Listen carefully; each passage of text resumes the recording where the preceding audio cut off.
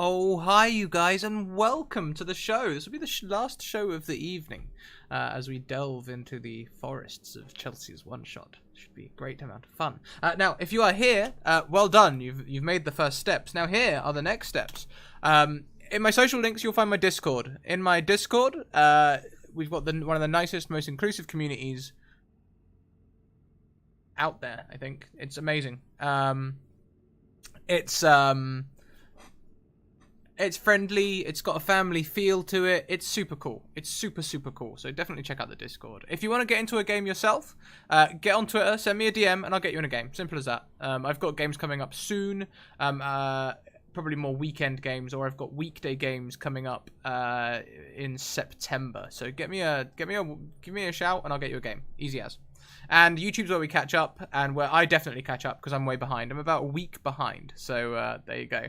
Ed, it's the middle of the night for us, but it's the evening for most of the people watching. They're American. We have to say hello to the Americans. It's evening time for them. Hello, Americans. We love you all. What else have we got? We've got a Patreon. If you guys fancy supporting a streamer you love for $1 or more, then there you can do it. $1 is probably, via Patreon is probably one of the best ways to support me regularly per month. I get a much better cut from Patreon than I do from my Twitch subscription. So there you go. Aw, Hit People Guy, thank you. Ah, that means a lot. Aww. And lastly, I have a merchandise website as well. If you'd like to get your hands on like my little playbook here, which has the Academy logo on it and is just the right size to write all the prep for a 3-hour one-shot, that's where you can find it, on the merch link there. Also, if you are in here now and you have Twitter, it'd be very much appreciated if you retweeted the show so that we can get more than people in here. Less than free, thank you, Edmund. But I think that is me. I'm fairly sure that is me. So why don't we go across and meet our players and our DM for the evening? Hello, you are live. Yeah. Yeah. Hi. Chelsea, would you like me to introduce people first, or would you like to have a crack at the whip first? Well, if you're asking me if I want to crack a whip scrap, I'm gonna have to be real.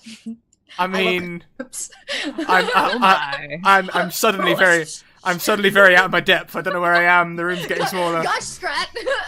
No, of course. I'm Little Red Dot. If you're new to Scrat's channel, welcome. If you're not, you have seen me here before, doing this crazy thing we call Dungeons and Dragons. And that's what I'm here to do tonight. I'm gonna DM a little one shot. I was actually just telling these ladies here that it's part of it is my own, and then part of it is recycled content actually from a 3rd edition module that I really, really like. So I'm gonna take what I want and use it, and the rest of it, I don't know. It's gonna happen. That's what's gonna happen. It's gonna happen. Oh boy. Oh boy. Oh god. So why don't we go around the players and say hello? Why don't you introduce yourselves? Let's start with and introduce the characters you're playing. We'll work our way down the screen. We'll start with at Pixelscapes, Jen. Hi, I'm Nissa. I am, of course, a bard extraordinaire, and I am collecting information on new stories, new adventures. Looks like we got a new friend. Lovely. New adventures. I think we can pretty much promise those here. Sorry, I've just seen Channing over your Tatum in chat. Apparently, it looks like he's trying to knock me out now to get me to sleep. Next up down the line, we have Tiff at Displacer Baby. Oh, hi! Hello. Yeah, I'm playing Darcy, who is a rogue, a wood elf rogue, who is pretty much just very paranoid and searching for information for some mysteries that's got going on, and just trying to find what she can. Okay, perfect. I'm sure that no matter what we say in these introductions, Chelsea won't use any of it against us. So feel free to name things and all sorts. It'll be fine. I'm scared. So last of new people to the channel, but not the least, welcome Ryrakantur. I will slaughter any name you give me. I promise you this. Okay. Welcome. Thank you. Today I am playing Sophiel, aka Sophie, the accidental warlock who doesn't know who her patron is really, and became a warlock after a 6-hour blackout. So she's trying to figure out what's going on. That sounds like a hell of an evening. Does she also happen to be of college age? Yes. Got it. I've actually got a little bit of art of the character that I'm going to bring today, so I'm going to chuck it up over the chat for a second. Here's my character today. I'm playing Trickshot Charlie Kendall, a gunslinger, who has been through he's been through Barovia a couple of times. Is that so? So he's equipped to fight werewolves. That's his shenanigan. He has a silver gun, which he uses to I like it. I thought the Americans would like that. A little I bit of would Got like to think that Strat has prepared that moment in the mirror multiple times over. He's like, how can I? She's probably smacked herself in the face a few times. I can only imagine you. Do you know what the funny thing is? The thing is, I could only do a double spin at first, but then the more I did it, I realized that it doesn't actually matter. Once you get it spinning, you can get it every time. It's You were so cool. That was pretty cool. Anyway, that's me. I'm playing Trickshot. He's a cool guy. Chelsea, the stage is yours. The light shines down on a figure, the narrator, telling us where we are and who we are. And Yes. Well, as bards are wont to do, they have to have a subject to write about, a muse, if you would. And our Nissa, did I get that right? Yes. Nissa, I got it right. Nissa has found hers. Yes. It is in fact these two here, Darcy and Sophie. Did I get that right? Sophie are have recently come under her pen, if you would, and they have been traveling together. How long have you guys been traveling together? I'm sure it feels like too long already. Yeah. Days. A few days, yeah, which in hero time can be feel Ages. like weeks, by the time you wear and tear and being on the road. And you guys have actually found yourself in such a position on the road, traveling a pretty well-worn path through a kind of plains and wooded area from town to town as you're actually headed up the coast towards Waterdeep. Nissa's not so into that, right? She's a little anti-city right now. She really wants to get to the knit and grit. So you guys have hit the wilderness to find some new adventure. Now, it is, in fact, Sophie, that something happened to you. How long ago was it that you blacked out? You said a few weeks?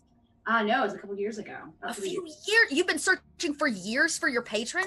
Yes.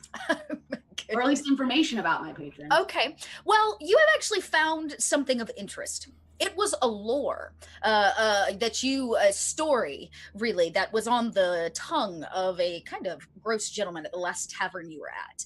That the woods here between where you currently stand and Waterdeep, this large forest, is haunted, maybe? But more than that it holds a very powerful woman. She has connections to all kinds of bits of information and patrons, but her existence is only whispered. Now, Trickshot, what have you been up to? I gotta know. Oh, well, Trickshot, he's been, he's had a hell of a time. He's got a whole backstory, but we'll just go with what he does recently. With what he does recently is he just mainly stays pretty bitter about his past, hunts the occasional werewolf, and tries to have a good time. In as much as he likes to sit and read the paper and take occasional security jobs. Oh, I see. So he hunts werewolves for, it's like a second job. Like that, yeah, he's sort of like, when people are in trouble, he feels the need to step up. But he's actually an entertainer by trade. The name Trickshot comes from his time when he was performing on the streets. Oh. And he actually helped develop some of the first guns with the Zenfs. Okay. And there may still be some ties there to the Zenfs. But yeah, he's a performer. Interesting. And Darcy, you two are on the road with Sophie. You guys have been traveling together longer than anybody, correct? Yes. Yeah. Yep. And what brought you to Sophie? Sophie had some really interesting information about some people who I suspect were behind the killing of my partner. And I don't really know where Sophie got this information, but she might have more. And kind of gotta. I don't trust many people, but for right now, you know, she's got some things that I need. Yeah, no, definitely she's an asset to you. So it is as these three ladies, you guys are all playing females, correct? I want to make sure Yes. I get that right. You guys are traveling together kind of down this dark road. And one of the things that has led you here is not only the whisper of this woman in the woods, but the whisper of people coming back to life, of seeing those that were once dead walk again. Now, Trickshot, you've come here for a very specific reason. Werewolves have the tendency to take easy pickings. These woods are a place where people are easily lost. Probably the perfect spot to hunt yourself a vampire on the weekend, just to get your rocks off, you know what I mean? Or your shots off. Yeah, well, I've a feeling he's not gonna go actively looking for trouble. He could have done that years ago. He's sort of over that, you know. There's some raw memories there, but he's you know, if people are looking like they're gonna go exploring the woods, he'll try and give them a helping hand, and if they look like they're determined to go and he can't dissuade them, then he'll probably join them and guide them. Well, there has definitely been whispers in this woods of some pretty awful things happening. Though nobody has said werewolf, nobody has been able to pinpoint anything. The disappearances and the descriptions of the bodies that have been found make you think that.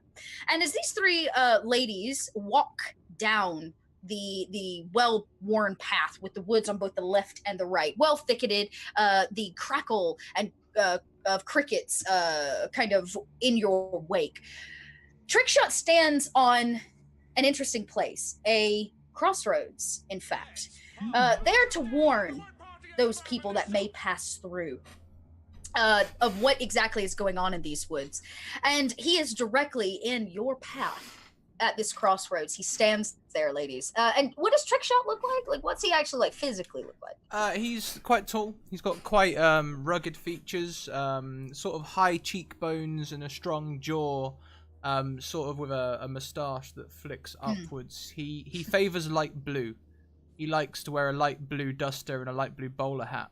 And beneath his bowler hat, he has curly hair and a leather vest, and a leather belt, and fantastic shoes.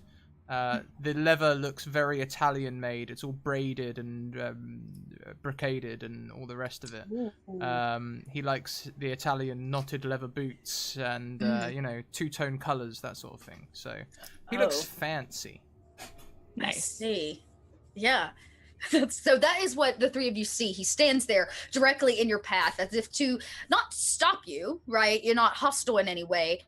But Trickshot stands there lurkingly. So as we're traveling along, Nissa, when she's a bard that tells stories, but she's also a bard that tries to entertain in a variety of ways. So when she gets bored, she'll be like juggling pine cones, maybe hanging from a tree upside down.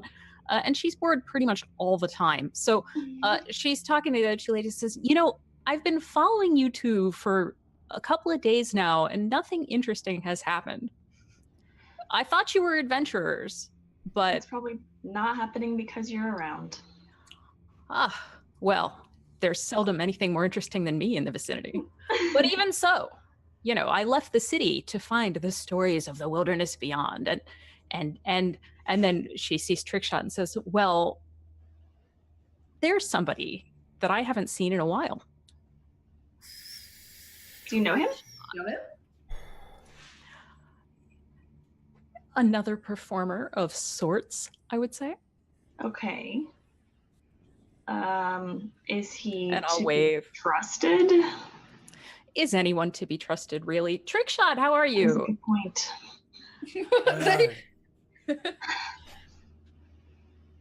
What's your business out here? Looking for horrifying danger. Have you seen any? Too much. Turn back. Nissa, I think some introductions are in order. Well, I'm already like starting to try to hide in like maybe some of the close by like trees. Darcy, like, I'll like stand fading. in front of you a little bit so you can hide behind me. Perfect. Well, a trick shot. These are my, and she looks around at the woods, tremendous new friends. Sophie with the mystery book of plausible quasi-evil, and Darcy, who's I also have has a some book. theories. Yeah, there's a lot of books. Like I've never been the book type, but they like books. Good to keep up with the books rather than the dead wood. And Trickshot here has this crazy like magic wand thing that he spins around a lot. I'm sorry. Say what now? It's kind of a show, you know. So I don't think I want to see it. Sophie looks a little interested. Of course. It's not magic. It's a gun. Do I need to turn around? No, it's like a crossbow. But a lot worse. if you say so, Trickshot.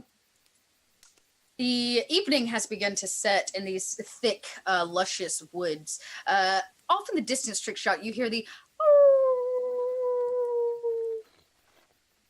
There's of a your wolf. danger, if you want it.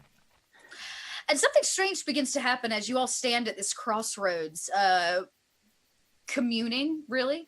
A fog begins to set in, Ooh. thick around your feet. Chelsea, I have Eldritch Sight. Do I see any magic in the fog? The fog is definitely magic. The fog itself is magic. It's setting in around you in a thick, almost like dry ice.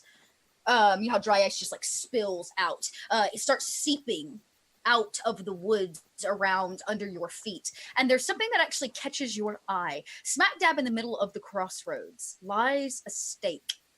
It's kind of wooden. It's about yay long, sharpened to a point. It glows a magical color. Hey, Trickshot, you dropped something. Not mine, but in my experience, when the mist shows you something, you don't pass it up. Trickshot will walk over and pick up the stake. Okay. I want to take a look too. Yeah. So Trickshot picks it up. I need you to quick make a con save. Okay, go around touching other people's stakes. Didn't Buffy teach you anything? No, okay. You guys watch as Trickshot's body almost seizes up as he lifts the stake. And Trickshot, unfortunately, it's hard for you to make out what is happening. Your mind rushes these flashes. You see that of vampires. One in particular, a woman, beautiful in nature, wreathed in this cloak. She drops it off of her and steps into a bath of blood. Next to her bath, kind of on their knees, is a series of people, mostly men, and they are clearly what is filling her tub, as one of her female servants goes and begins slicing one of them and dumping them, and slicing another and dumping them. And it is one face in particular that none of them look up except for one. He looks up and makes eyes with you. The camera zooms in as the two of you collide. He seems to be important. And you come to out of it.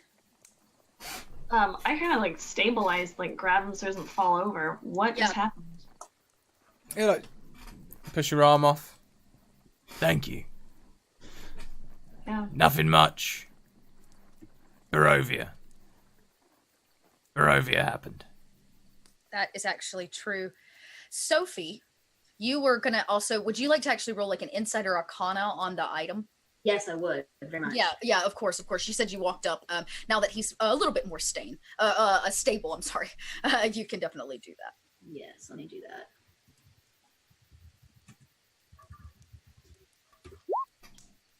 Okay, let's see how we did here. What were you rolling, arcana or insight? Arcana. Okay. This is a very, very powerful item. It is like there's no denying it. Just based on its energy that it's letting off. Excuse me. And your arcana, you said you're the bookworm, right? Everything from a Yes. book. Yeah. You've read all the stories. All the stories of both Barovia and far and few in between. And there is a legend, the tale of a vampire. Not Strahd. No. A countess, a woman, as evil and manipulative. She feeds on that of men. She raised a magical tower in the Barovian woods once. It's known as Night Spire. It is said that she died ages ago. She had a wooden stake plunged through her heart, but blood infused this stake, and from it grew a great woods, a blighted woods that lives and breathes. It eats people and protects her inside of her spire. This is that stake. There is no denying it. Just the energy that comes off of it alone. Okay, so I take like a step or two back, and I look at Trickshot and I say, "Do you know what that is?" No idea. It's a stick. Charm. We're in the woods. There's a lot of those. I look to You know. Nissa. It could be a wand. Yeah. Yeah, it could be. Do I know the name of this woman? Oh yeah, I would say at that high of a role, you definitely do. Her name is Countess Bathory. Bathory. Okay. I say that's the stake that supposedly killed Countess Bathory. I'm like writing notes like furiously. Like, okay, yeah. Where's my red pen? So, you said a name, I just hear another vampire. A vampire. Yes, Who another. who said vampire. anything about vampires? Oh, yeah. It's a vampire, all right, Nissa. Well, How do you know? Do you like vampires? well, they're not very funny. I mean, For a story. Countess Bathory is definitely a story. sure. I mean, not my usual material, but I could try and work with this. Yeah. You know, it doesn't have to suck. Did anybody see where the stake came from? The mist? Maybe? Why don't all of you, while you're standing here, like figuring this out, you're all kind of hovered over this stake talking about it. All of you look up. What is your passive perception? Oh geez, 16? Lucky 13. Ooh. Mine is low. Mine is 11. Trickshot, you got a passive perception there, friend? A 15. A 15. Mm. Well, I'm also gonna say Trickshot simply because you know Barovia. The woods you're standing in, that's not the woods you was just in. Nah, I knew that as soon as the mist rolled in. You're now in Barovia, as if the touching or the activation of this stake has transported you to a new place. If you wanted adventure, you found it. This is where adventurers go to die. This is... You put me up to this, didn't you? This so-called trick shot, if that is even your name. It's probably not. Yeah. But, you know, stage names. It's a thing. It's a thing. Charlie What's your real Kendall. name? Charlie Kendall. But it is, Charlie, the image of the man that made eyes with you. Mm. Darcy, what does your partner look like? She is a wood elf, who just long blonde hair, just very, soft, small wood elf lady. All right, cool. Did she do anything or did she just disappear? She was murdered, and I am pretty sure that she was murdered by some people. My background as a criminal spy, I was looking into some stuff that maybe I shouldn't have been looking into, kind of getting further and further into my theories. And, I was maybe a little less than gently warned to maybe not go down this path. And when I continued to, somehow she was accidentally killed, aka murdered. I'm certain she was murdered. I didn't see who did it, and that's kind of one of my things I'm trying to figure out where she is, or who killed her and who I can kill back for it. Yeah, absolutely. Okay. Yeah. So no, that's helpful. I wanted to make sure I got that right. So it is the man, the fear in his eyes, Trickshot, the fact that he saw you. He didn't just look up, he connected with you. He saw you there in that place, in her spire. You still stand at a crossroads. It is misty. The trees creak in the wind. They are hollow, gray, rotted, blighted from what they once were. Sophie, this can only be the woods that you have read about. I mean, so as the bookworm, I feel like I would go over to one of the trees to just not like, maybe not touch it, but like examine it. Sure. Yeah. Why don't you just roll me a quick investigation? Are you looking for anything, or are you just trying to gain more information? I'm just trying to gain more information and just, Okay. I mean, this is as a bookworm, this is like the stories I've read about on my tales come to life. So this is fascinating despite the danger. Correct. Yeah. So why don't you roll me an insight then? Because you're not investigating anything in particular. You're just trying to gain more information. All right. Not very good at insight.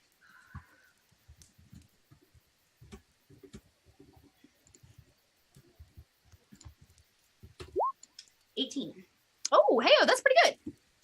Excuse me. The tree that you're currently standing in front of, the roots of it, kind of appear out of the ground, and it seems as if it is connected via the roots to the tree next to it. And then the tree next to it is everything here is interconnected, as if it grows from the same place, all leading to this spot, to this intersection. Okay, that's creepy. I look at Darcy and I say, "Hey, Darcy, come here for a sec." Yeah, I go over. What's going on? Let me see. I point out the roots on the ground that look like they're all connected, and I'm like, I'm not seeing things, right? Like these are all connected. Yeah, that's what that looks like. What is this place? I think this is the forest that grew from the stake that killed Countess Bathory. The stake that he touched? That one right there? Yeah. It doesn't look okay. That's pretty. Not good, I think. Yeah, that's I kind of creepy. That's the fog and everything. That's not. It's tough to have missed. No. Nope. No. Not that one. I could try again. I've got a trillion of these, so let's. I turn around and walk away from you. So you're gonna do? Are you picking a direction? No. I guess what. I only walk a few feet, but yeah, Okay. I walk like 10 feet. I don't know, south. Back up. Well, yeah, you like back yeah, off from her, basically. Yeah. So if the stake made the forest, and it's right here, we're pretty much done, right? Like this is the whole quest. We found the stake. We I don't know, build a nice campfire here and camp for the night, and the campfire's right on top of the stake, and we're good, right? That's how this Wait. works. Was your goal to find the forest? Well, no, I wanted to see adventurers in action with wacky hijinks. Well, you saw So- him touch a stick. Right. Now we're somewhere There else you in go. a creepy forest. It's true. This is not where I need to be. At this point, I turn back to Trickshot and I'm like, "Do you know how to get back?" You go back when the mist takes you back. Just try touching it again. Where is the mist? Is it still surrounding us, or is it faded away? It's kind of a general mist now. It doesn't seem so compacted and collected. Okay. Not so purposeful. The general atmosphere here seems to be misty, dark. Okay. So it's not like something I can go walk into the mist now. No, not now. Not now. It's like everywhere. Yeah.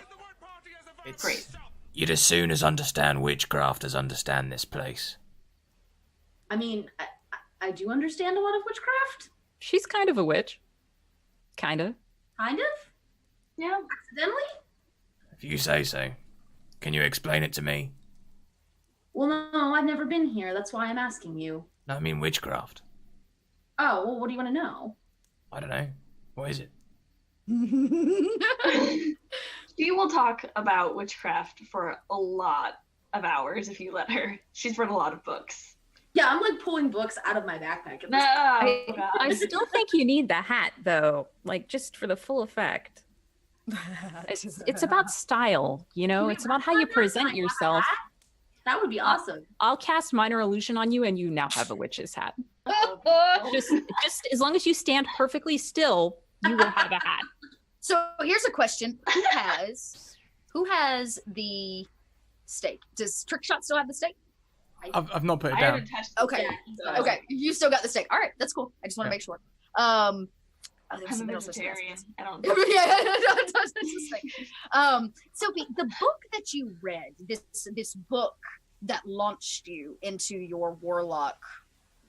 Do you remember anything about it when you woke up? Were there any symbols or signs, anything that pointed you in a direction for your first adventure to try to track down your patron?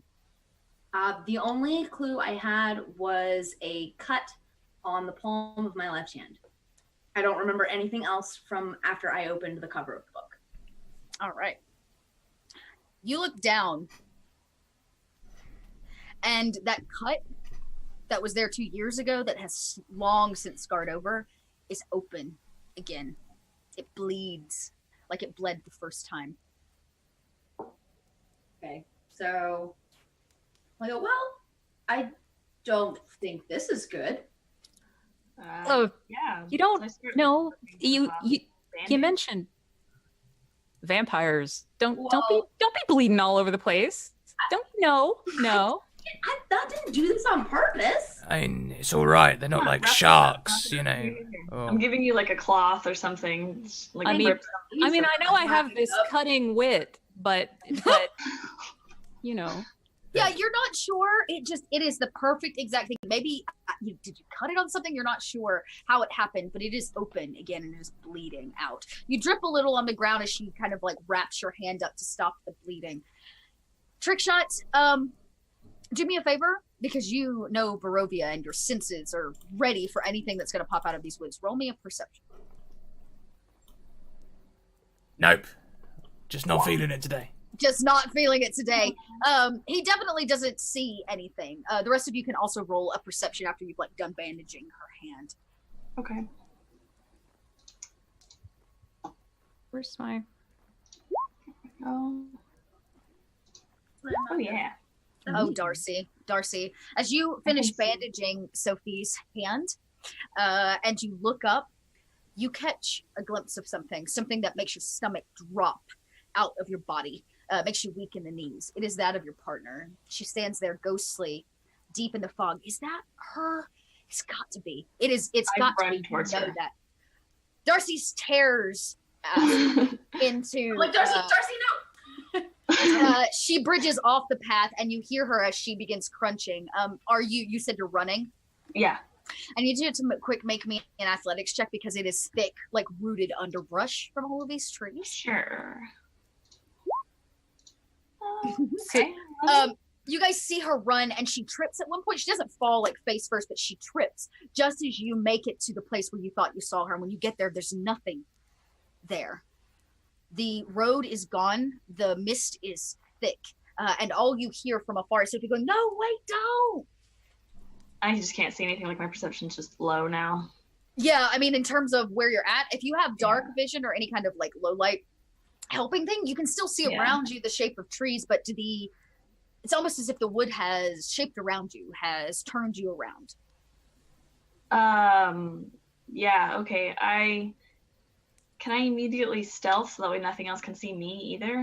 Sure, yeah, absolutely. And you get out there and you're like, whoa, Yeah. stop. Yeah, perfect. Yeah. Oh, Awesome. she's Yeah, just gone. Yeah, Yeah. I'm gone. And then I go towards Sophie. I I can. want to cast light. Okay, As Yeah. just to try to give Darcy a way to come back to us.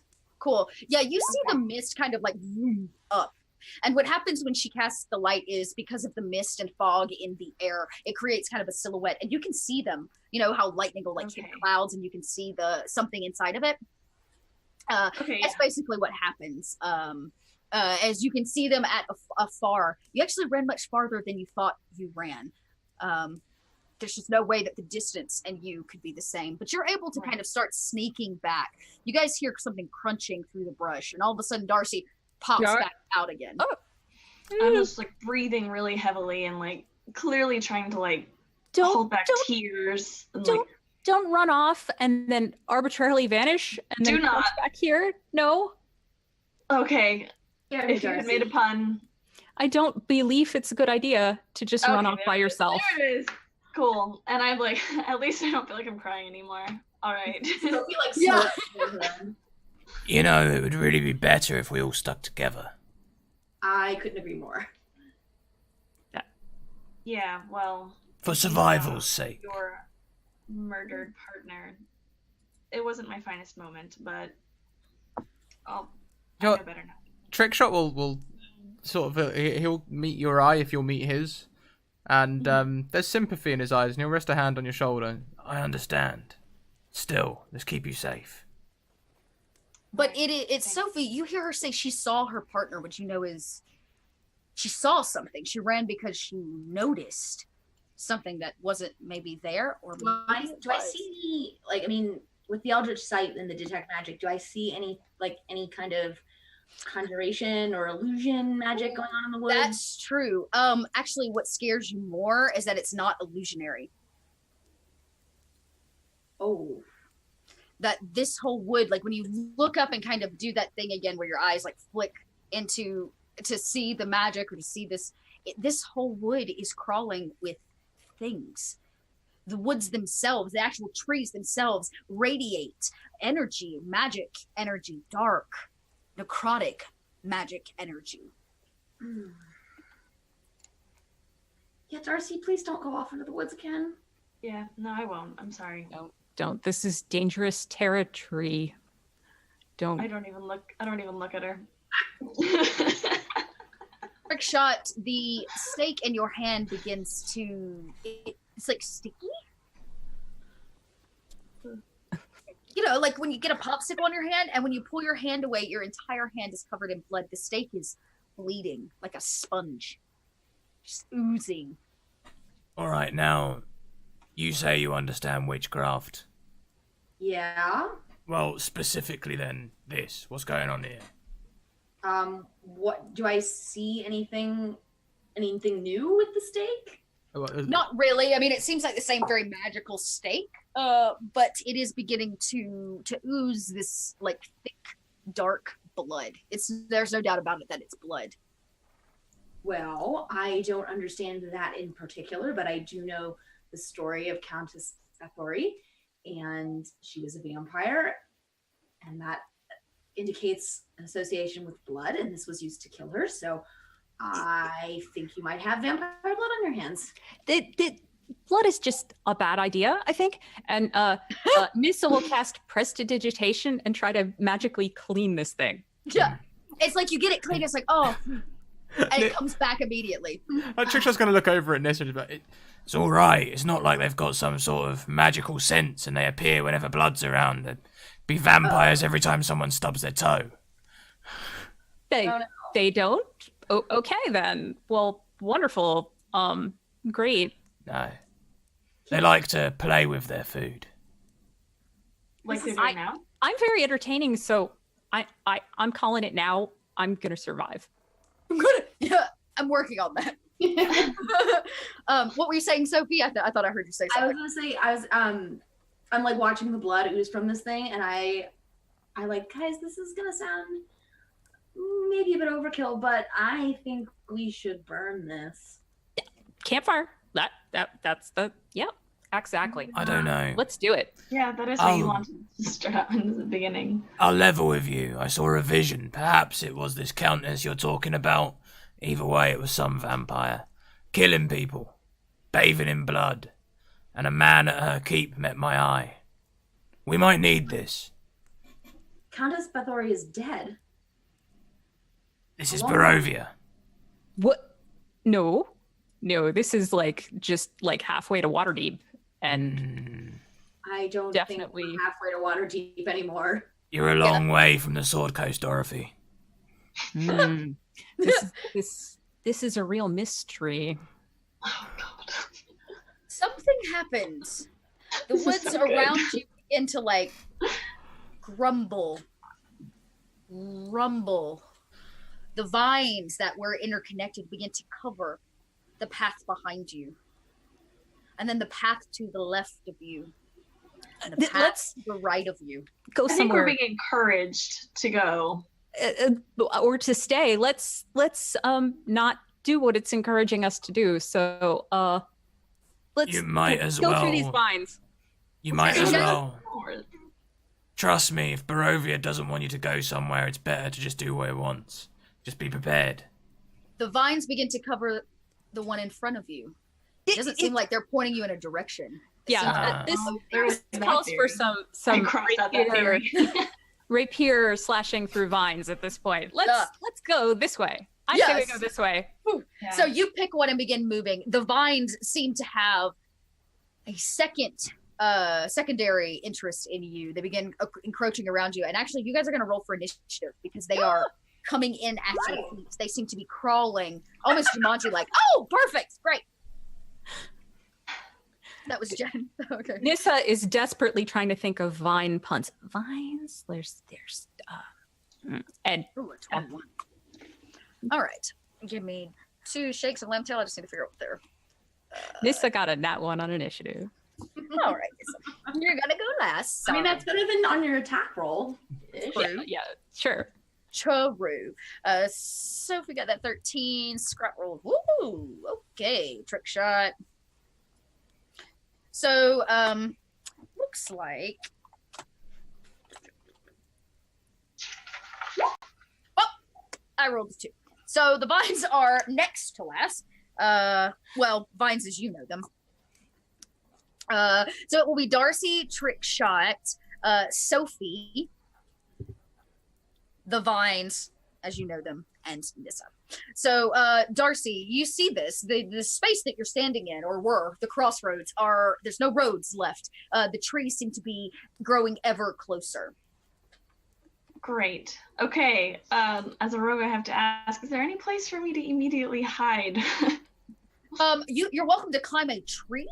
Or try to, but like I said, you guys are kind of in a centralized Yeah, area and they're coming in okay. around. So you could go up if you wanted to.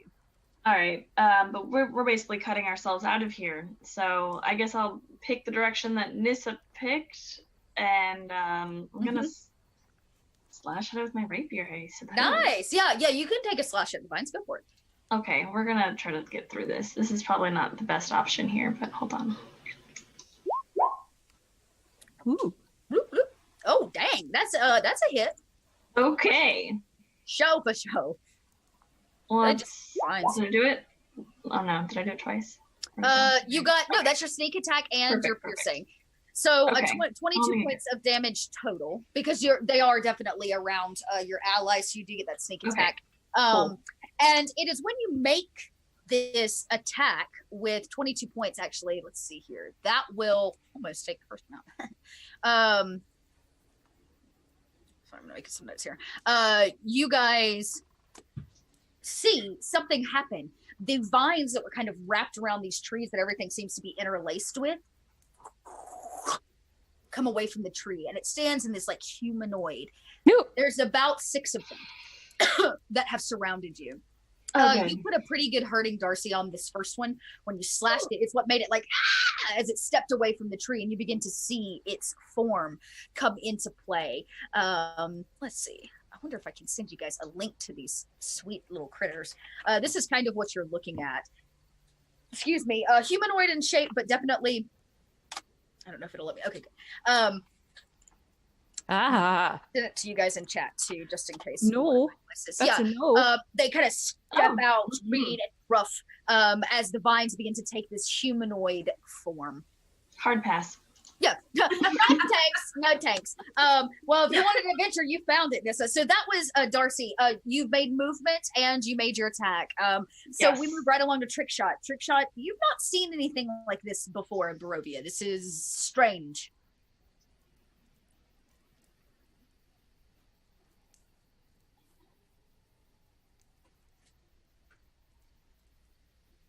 Is he talking? I think you're muted. Oh, I thought you were just ignoring me. No, I was The talking sleep away. didn't work. I have the gain up real high for Trickshot's voice, so I have to mute all the time. So he's looking at them, and he's sort of like looking at his guns and thinking, these aren't slashing weapons. He's not sure how useful his guns are going to be right now, so he's going to check these guys out, and he's looking for like anything that seems significant, like a flower or maybe a beating, pulsing sort of pump vine that's powering the whole thing, you know.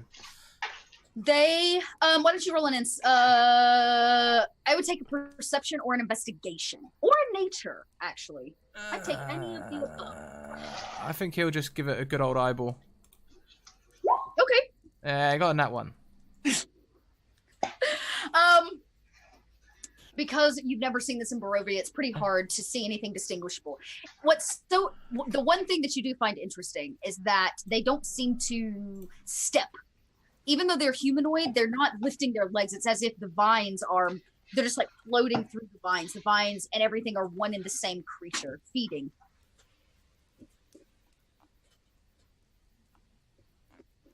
Okay, so they're all one and the same creature.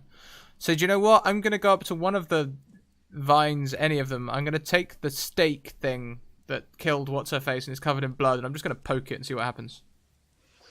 You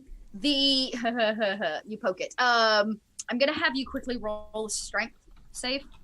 No. I have added it as a weapon if you'd like me to roll it as a weapon. Are you trying to like make an attack with it, or are you just like bloop, bloop, bloop? Well, I sort of am. I'm sort of going, is this going to work? Like poking a dead animal. Sort of Okay. like, is this going to work? Okay. Yeah, I still need you to make a strength or a dex. I'll take a dex too.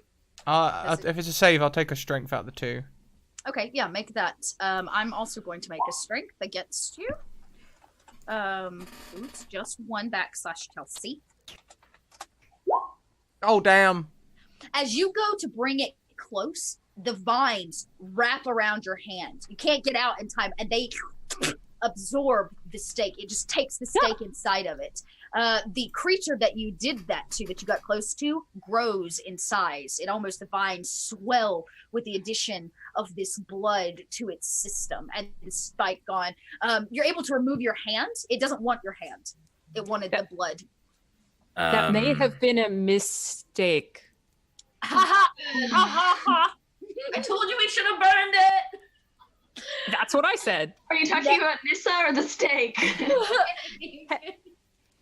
And now this creature stands a little bit more looming over you. Trickshot, as you're like close enough to like poke it, you have to actually look up to meet these green glowing eyes. Do I still have any actions, or would that be the end of my turn? You can take I would say you can take movement, or if you have something quick draw, you could quickly, or reaction technically if you have a reaction. No, I don't have any reaction. I've only got a second draw if I shoot on my first hand. Yeah, the only thing you could do then is take movement. So I will just go and move back to the rest of the party, sort of shaking my head like, well, I don't know what I was expecting. Yeah, it as you like back up, it doesn't even take an attack of opportunity. It seems to be, like I said, they seem to be encroaching in on you in this circular fashion. Now, the way I see it, they're not attacking us. They're keeping us here. I'm not good with this. Can we just walk past them? You can try. She said it closed off all the paths. Well, yeah, The paths are gone, but I mean, they're kind of in a circle around you. There's 6 of them in comparison to the 4 of you. And the circle's getting tighter around you. You can just tear ass off into the woods if you want, but a clear path has dissipated. I mean, if it's after the blood, you've got Sophie, is your hand still like bleeding? You still got. I mean, you got a bloody bandage. I was Maybe about you to can say, put a bloody yeah. bandage at it and then like try to dart away. Oh, well, I was about to go Nova on them on my next turn, but Okay. Well, I mean, that's also probably the best idea. Here you I was come gonna with say, all it that is- witchcraft it is- talk again. What's Nova? It is Sophie's turn. okay, so Trickshot and Nissa definitely wouldn't have seen this before, but Darcy may have. But I'm gonna pull my my packed sword out of its pocket dimension. So like basically it looks like I'm just like reaching into thin air and a sword is materializing in my hand. Amazing. Ooh. And then for my bonus action, I'm gonna put Hex on the one that Darcy hit already. Okay.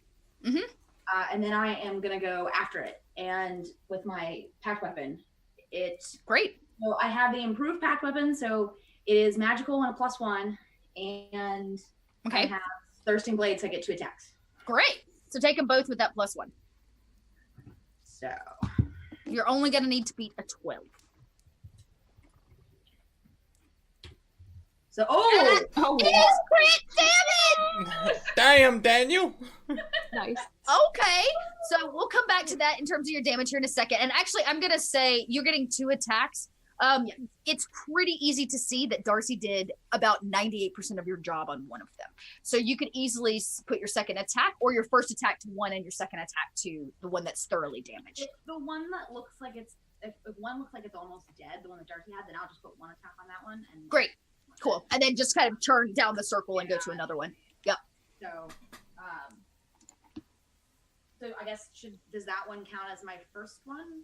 Yeah, that would be your first one, but we can say the first one went to, since it is a crit. I'll give you that you maybe went to one that like to your right, and the second one, is to your left, which is the one that's already taken damage. So go ahead and roll the second attack on the one that's been damaged. All right.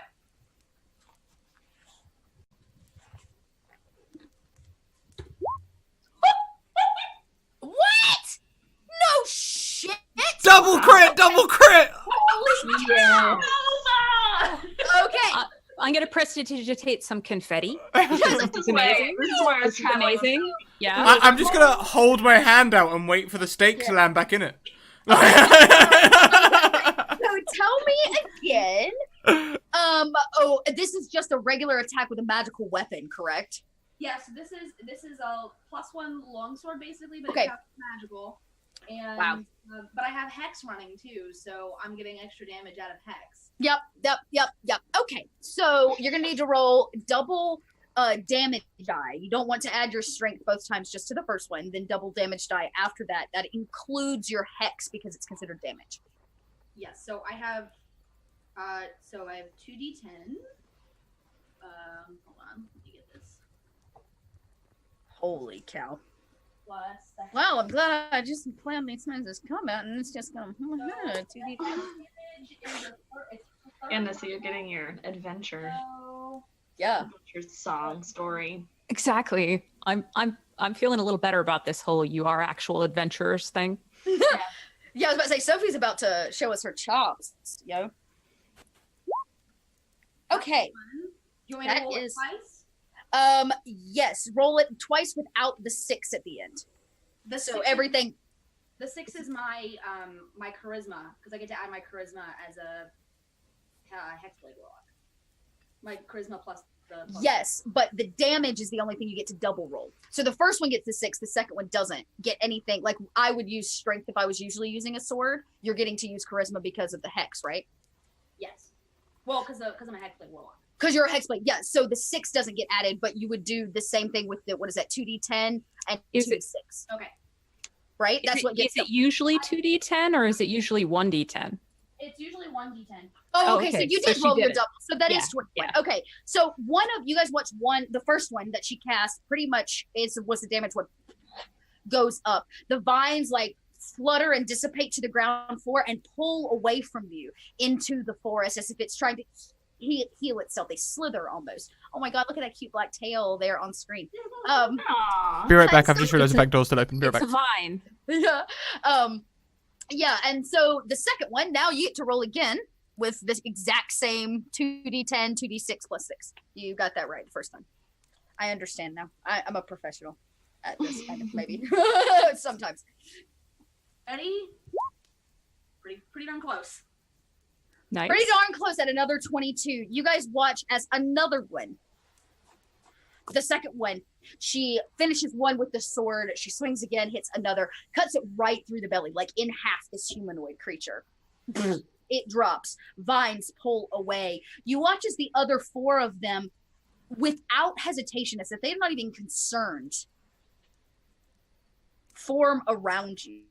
The 4 of them. And they kind of like fill the circle and they begin to continue to. Okay. All right. Yeah. That was killer there, Sophie. It is now the Vines' turn. Yay. And the Vines are going to do a few things. There seem to be 4 of them left. I need everybody to make a strength saving throw.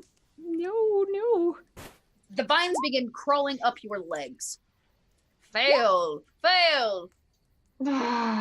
Oh, failed!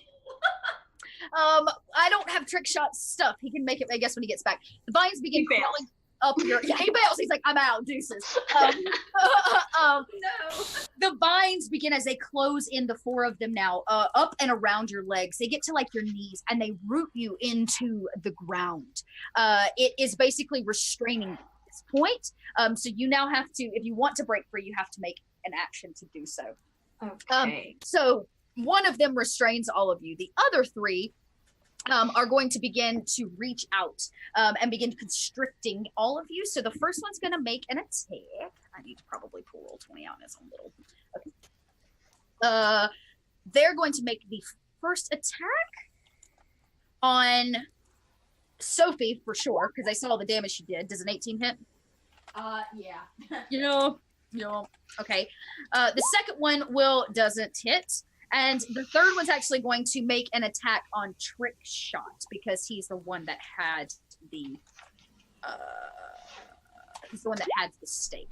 That doesn't hit him. So you take the first one. You're going to take some bludgeoning damage. Large or smaller target is grappled. This is a medium. You're a medium-sized creature, right? You're not a small. Okay, great. So you're not going to be restrained, but you are going to take some damage. So, so you only take 5. Oh, that was a crap roll. You only take 5 points as it reaches out with these vines, and you guys watch it as it just like pounds her across the face, almost like a zombie would, just flailing like attack. But all of you, like I said, are rooted into place, and the vines continue to entangle you, growing up your body, rooting you into the ground. And it becomes Nissa's turn. This is really rather panic-inducing, and she can't move, and that's super boring, guys. Super not good. Her initial plan is not going to work. So are we restrained or grappled? You are officially restrained. And basically restrained means that your speed becomes 0 and you can't benefit from any kind of speed bonus. The attack rolls against the creature and the creature's attack rolls. So yours will have disadvantage while you're restrained. And you have disadvantage on any kind of dexterity saving throw. So at this point, you'll take disadvantage on your attack. This is not good. Or you can attempt to break the restraint. You can use your turn to also break it by making a strength save. Ooh, how panicky is she? I really have. It's interesting. One of the things I've learned to really love about World of Darkness is something they do this because, you're dealing with like crazy, scary stuff. One of the things I love about the system is you actually, like as a player, when you get the moment, you're like, does my player do they have something called resolve. And you roll a resolve, which tells you like, via a dice roll, is your character panicking or not? Can they handle the mental strain of this situation? I think it's a really cool thing that World of Darkness does that D&D should. They used to be called Will way back when. Well, now I want to roll a wisdom save and use it that way. Yeah, you can totally do that. Yeah. Oh yeah, she just Oh god. she decides attacking isn't going to do anything. She can't do big damage like these other people. But these things all seemed connected. And so she's going to say, I suggest that you all leave us alone. Are you while intimidating? while we pass through these woods, and she casts suggestion. Oh, nice. Okay. Let's see. That's awesome. So the save is DC 15. And it is a will save? Wisdom. I'm sorry, that's what I meant. See, here I am, 3.5 again. There it is. A wisdom save. So, on Yeah. wisdom, let me just quick check that, because I think they are not twice. Because they are not. I'm just going to roll. You cast it on one of them, or is it like a... She's kind of hoping that if they're all connected, they're all secretly the same thing, but A she has no creature. idea and she's in a panic. A So creature. if she focuses on one, she would focus on the one that took the stake because it got bigger and I was about scarier. to say, yeah, it doesn't Yeah. make it. It doesn't make the will. So, what are you suggesting it do? That they leave us alone while we travel through the woods. Oh, interesting. It takes a step back, in fact, from trick shot, which will give trick shot an opportunity to make an attack of opportunity, though you are restrained. So I would say, yeah, you'll still have to take disadvantage. Can I get my hand to my belt? That's the only thing I need. Oh, yeah, for sure. It's only about midway up your thigh at this point. Oh, I'll just draw and fire then. I just don't know what I'm firing at. I don't know if to fire at the head or the body or Oh. whatever, so... And for my bonus action, I want to give bardic inspiration Yes. to Darcy. Beautiful. I'm rooting for you. Thank you. Yes. Does that give me a D4? Is that right? A It's a D4 D- to your it's- rolls. It's a D8. Oh, it's a D8? D8. Is it a one-time thing? Yeah. Okay, cool. Trickshot Alright. draws Dragon Blaze, his golden gun with black detailing all down the side. He draws with a flourish. He fires. You hear not a sound of explosion, but instead a wry click as his gun breaks. Guess I should have given it to him. Oh my gosh! Yes. Congrats. These nat ones are treating you well tonight. So, yeah, that's How many is that basically. on low? Magic wands don't work here. Yeah, right. And so it becomes Darcy's turn again. Don't forget you are restrained. You have a couple options. You can make an attack under the restraint, which basically means you take disadvantage on the attack, but you still get your plus Plus 8. or plus D8. I'm D8, sorry. yeah. Or you can choose to try to break the restraint by making a strength saving throw. I am just gonna go ahead and make the attack. Okay, great. Okay, so let me see how I can do this without just pushing one button. All right, so at disadvantage, I'm slashing with my rapier. Whoa, yeah, that's And wow. oh, nice. Oh, and Yeah. then plus the plus the 1d8. I was about to say you don't even need it. You get to pick when you use that, and you Oh, choose okay. after you roll. So it's So like I'm if you get a saving roll my- that you want to add the D8 to, you can do it after the fact. Okay, cool. Well then, It lasts 10 minutes. I feel inspired and I'm holding on to it. Yeah. Okay. So then, yep. There we go. Hits. Nice. Yeah, that does. It does 8 points on this one in front of you that is kind of entangling all of you. That's that. Nice. 8 points. Cool. You see like a few of the vines kind of wither away around your legs, but it's definitely not enough to clear the 15-foot radius that you're all standing in. Yeah. I can't disengage with it. That doesn't count as an action to unrestrain myself, is it? It would count as your movement. Oh, it would Okay. count as your full action. I'm sorry, it would count as your full action because Okay. you're trying to unrestrain yourself. So yeah, you chose to Okay. attack instead of remove yourself from the. Okay, yes. So I can't use my cunning action. It's not that cunning. Yeah, no. Okay. You're like you are fully restrained. Okay. All right. And quick shot, you're gonna get another shot, friend, Uh, if you want to, or you can try to break free. That's up to you.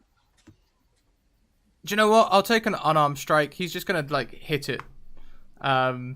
That's all he's gonna do. He's got another gun, but that's his silvered gun, and he doesn't want to go breaking that on some leaves.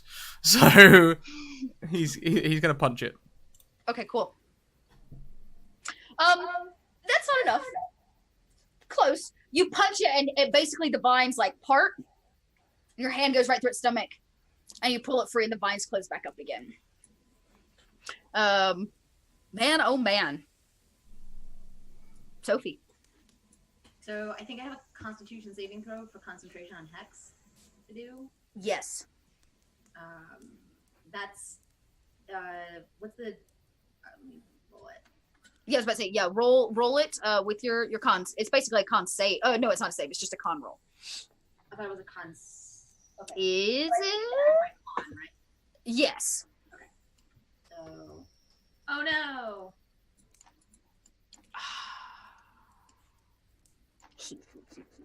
Okay, so the hex doesn't stay, but you feel these entangling plants getting ever tighter around your legs as they begin to grow up. They're at your waist now.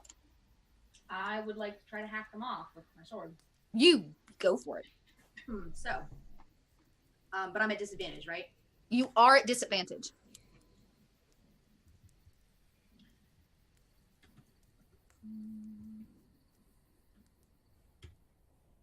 $18 for my first attack. 18 for the first attack. Yes, but you got to make it. Oh. That is with disadvantage included. Oh, you're right. It is. Yes, correct. That the end of that hits. Awesome. Damn. You may make the second attack too. Yeah, go ahead and make the second one.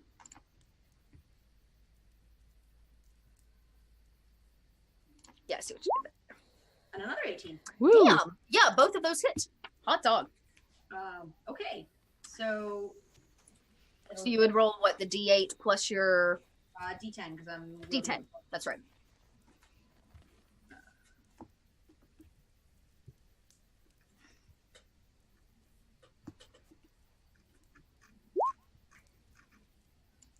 All right. So 10 for the first one. That does quite a bit of damage on the one that we just saw some of the vines wither away on.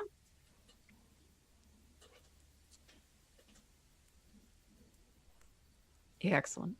Yeah.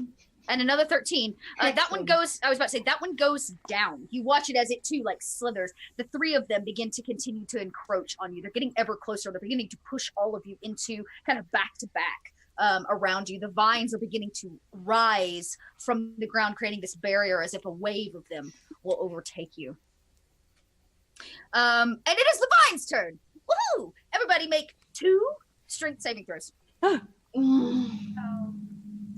Rather not. That one, okay, that one makes it Darcy. The second one doesn't. What is with these rolls tonight? Ah! I can't roll a saving throw to save my life. All right, let's see. So Nissa makes one of them. She doesn't make the other. One of them again entangles you. Vines now up to your waist. You're not able to move. Darcy makes both of them. So you kind of like no. You're like trying to keep them off of you. Done with this. Trick Shot makes one, but not the other. So 2 vines begin to writhe up your waist, and it looks like Sophie takes both of them. Sophie, you begin to see like, your hands now are restrained. Your weapon is restrained. It's growing up you. It's almost like they're encompassing you and trying to overtake you and crush you into the ground. They do that. That was 2 of them. The third one that is left standing will make one more constricting blow on, it looks like Sophie is the closest to being like completely covered. So it's going to make a constricting attack on you. With that. Oh, I just typed that command direct into Twitch, which is not how Roll20 works at all. Let me try that again in the right spot. The attack score. 22 to hit. Yeah, that definitely hits. No. 9 points of damage, and as the vines begin to cover her face, she watches they wreathe into her mouth and begin to kind of almost peel her back and away. Something happens to you, Sophie. Yeah, go ahead. I would like to use my reaction to cast Hellish Rebuke. Yes, go for it. So they have to make a dexterity saving throw. Ooh, okay. And it's for 4d10 fire damage. Shoot, creepy. Nice. All right, so there's 1, there's 2, there's 3. My DC is 16, so. So one of them makes it, the other 2 do not. So roll damage for 2 of them. Whoa! One of them quickly goes down. The fire just like takes it up. So the good news is you feel a little bit more released, though there are still vines all over you. Good. And you get 2 of them, so another one takes 4d10. Or is it just like a total like wash of damage? Is how you usually roll it. I think it's just the one you point out, isn't it? It's- Like, Yeah, it's just. It's the one that Oh! hurt her. It's whichever one hurt her. It's whatever one. Oh, I see. 'Cause it's I'm basically trying reactionary. to burn the vines that are coming up on me. Okay, well, yeah, you may very much successfully do that then. And that one goes kind of away, the one that was up and around your face, and the vines kind of come down to your chest area, though you are restrained, doubly restrained, by the last 2 remaining ones. And it is about this time, Nissa, that 1, it's your turn, and 2, you see something very strange out of the corner of your eye. Oh, really? Oh yeah. Something scutters out of the corner of your eye. Nissa, it is your turn. I don't know what's scuttering, however. You don't. You're welcome to try to do dark. You know, oh yeah. Okay. But, I'm a little more concerned with these things that are trying to wrap us up and kill us and Mhm. overcome us with a towering wave of death vines. Mhm. So I'm gonna say, I'm really starting to arbor a grudge, and then I will cast Thunder Wave Ooh. in a plane, like to just barely miss us and get this whole side hopefully shoved back. Okay. Cool. Let's see. And she has little tiny panpipes on a chain, and she just goes, and it just echoes out. A 12 does in fact hit them.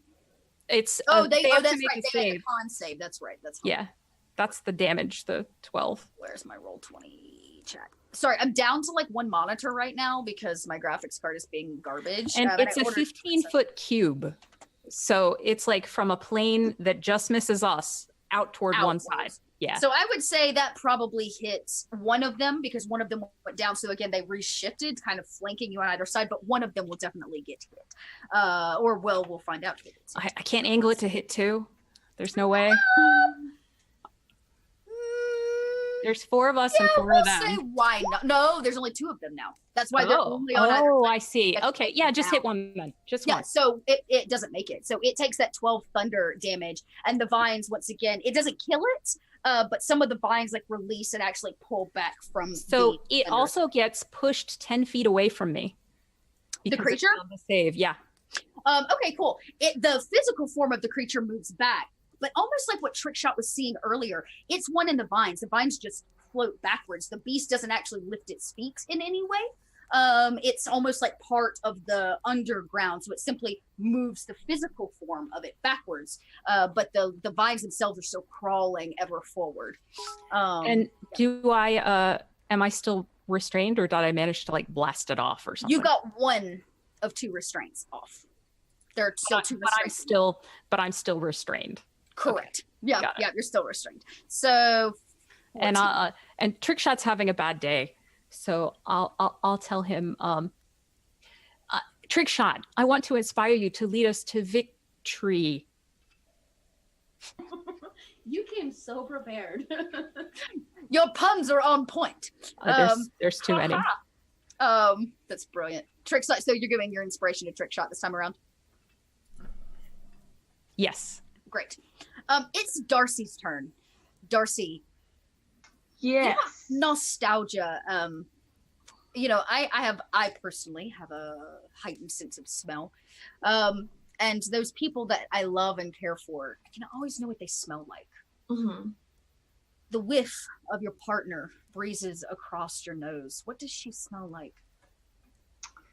Like lavender.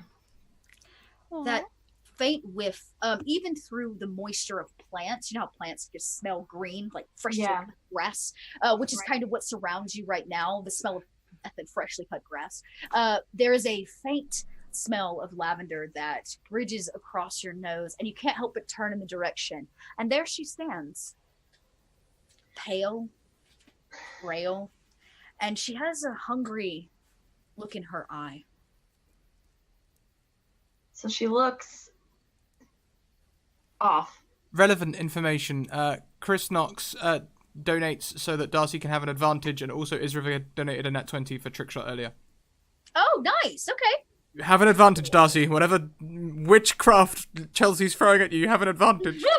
Okay. Thank you. All right. Let's see. So Yeah, you okay, moved away from her.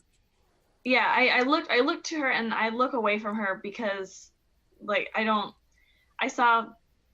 know. I'm restrained. I don't know. I'm clearly panicking, and I don't know if we want to do like the wisdom saving throw. Yeah, you're welcome to do that if you want to do a wisdom save. We'll say under 10 you begin to panic. Above 10 you manage to keep your cool. Okay. Should I use my advantage now or for my attack? Ugh. I'm just gonna do a regular wisdom save for this one. Okay. Ooh. And then I'm gonna use my bardic inspiration. Yes! Yeah, go for it. And roll a d8 to go with it. We'll add it to that score. Okay. Yeah, something about being with a team of people has helped you keep your calm, but it is her voice that reaches out. Don't look away from me, Darcy. I'm here. I look at Sophie because Sophie was the last one who kind of saw me run off. Like, do you see that? And while I'm saying that, I still want to attack the thing that's in front of me. Yes, of course. Yeah, she's saying these things, and you can make the attack where there are two. One of them is severely injured. The other one seems to be in pretty decent shape. Okay.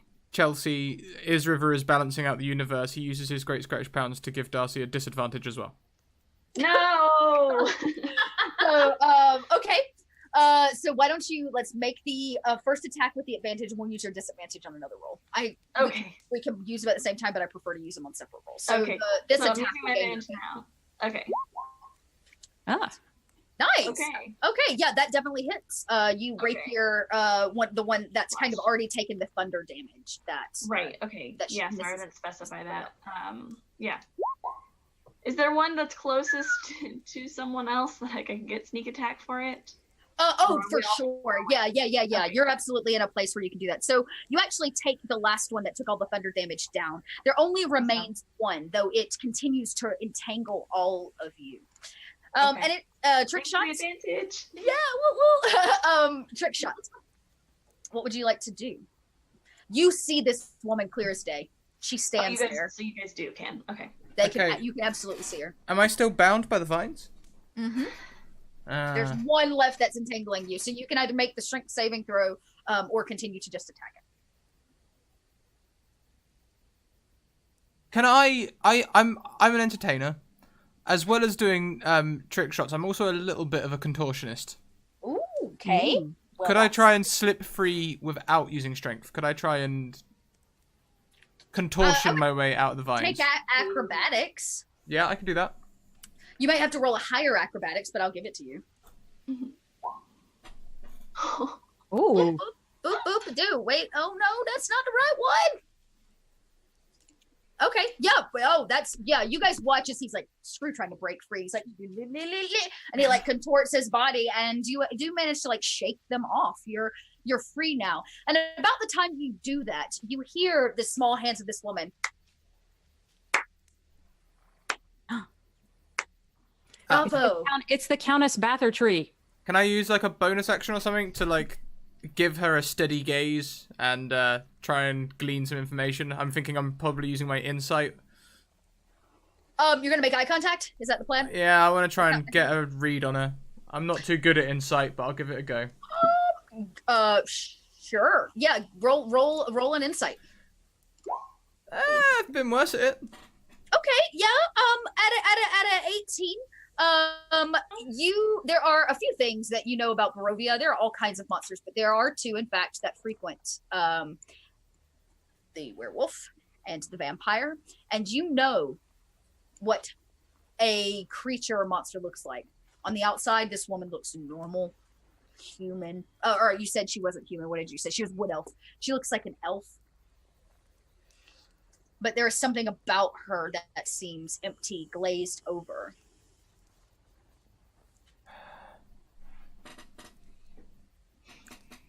That. I don't know who that woman is, but I know she's a monster. We can't know that for sure. Don't do anything stupid. He's sort of like fingering his silver gun. I will stab you. Yeah. I will put What? something through you. Darcy, that is a Barovian monster. It's not like she's helping. She's obviously a monstrosity tree. She goes, "You talk about me as if I am not here." She begins to walk around the kind of lot of you, and she says, "You can try to fight, but the forest will take you where she wants you to go." Well, that is what I Okay. said in the beginning, to be fair. So at least we concur. And she looks right at Sophie and says, "Plus, she wants to see her." Trick shot, you begin to, the more she begins to walk around you, you're like, wait a second. This is the woman from the vision you had that was slitting the throats of all the men. Darcy, do you know this woman? This is the one who looks like my partner, right?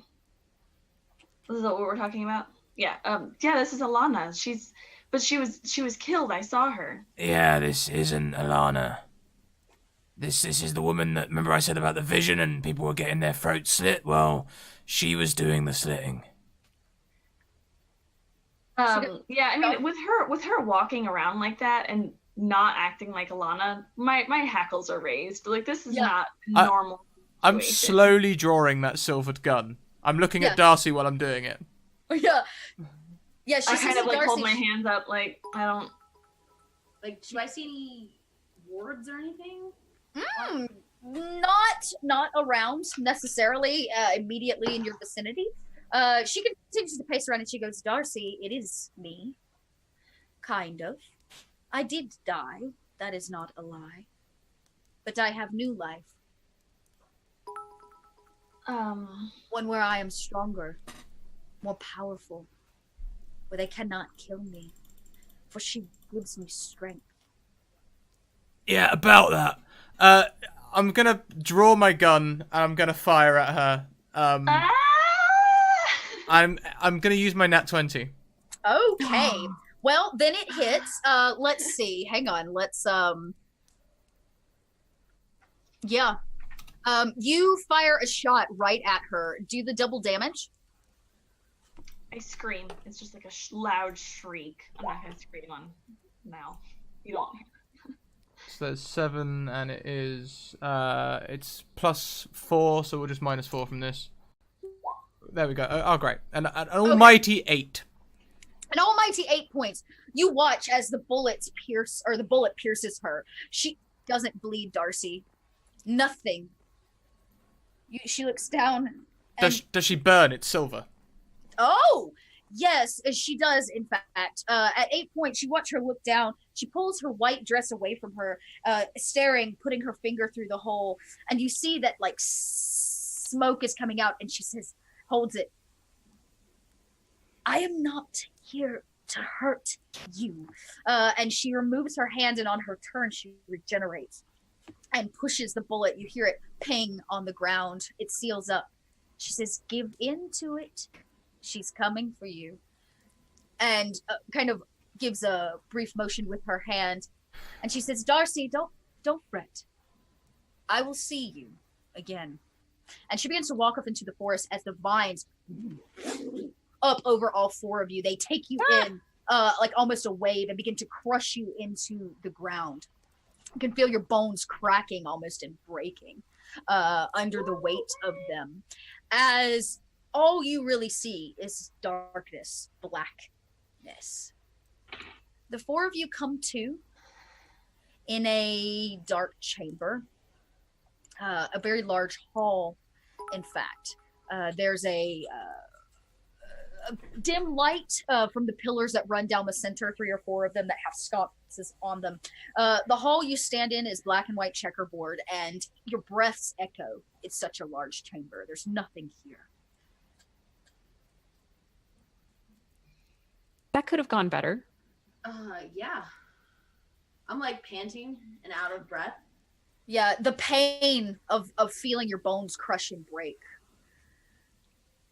Darcy, you know that woman. Who is this? Or was that? That is. Not. I'm not going into existential stuff right now. She looked like my partner Alana. I saw her dead body. I was there for her funeral. I don't know.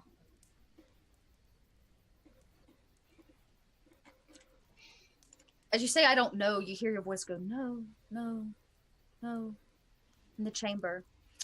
Everybody, make me a perception or a nature roll if it's higher, if you have the proficiency in one versus the I'll other. be doing perception. Whilst we do that, chat's been going a bit crazy. We've got another advantage for Sophia. We've got another advantage for Darcy, and Dead End Wraith and Hit People Guy both donate to give nat 20s to Pixelscapes/Nissa. Dang. Okay. So I'll let you guys keep Thank up you. the nat 20s. I'm open with you guys using those when you like. The advantage, disadvantage, I like to use pretty much right away on each of your turns. The 20s, I let you kind of choose when to use them. Excuse me. Wow. So it is Sophie, as you kind of get up and begin to look around. Wait a second. You look up, and this is a giant spire, potentially, but it's not made of stone But isn't it? or concrete. It's made of wood, as if a giant tree has been hollowed out, sucked away the life from it. It remains that kind of empty carcass of one. You see it as it goes way up. The multiple floors of it are almost circular, like the inside of a giant hotel. And you guys stand in what is the center base of it. Okay. I can't see the forest for the trees anymore.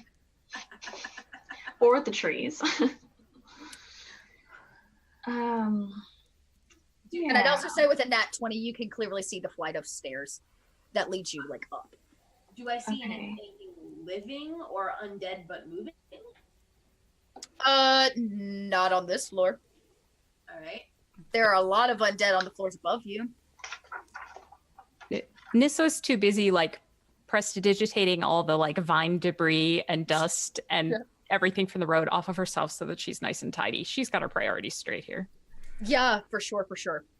Yeah. And she'll use it also to make her hair like purple because why not? Because yeah, Makes why her would you- feel better. Makes her feel more confident. It almost makes her feel like she might have a nat 20 in the future.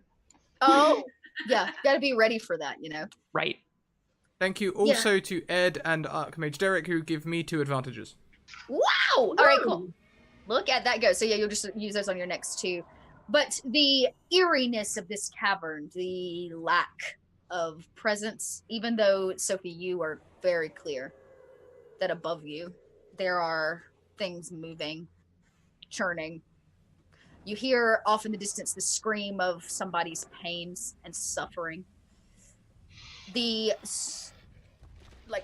surrounding area around you, like the actual structure of the tree, as you kind of look closer, skulls adding to the structure of it have been added into knots and places.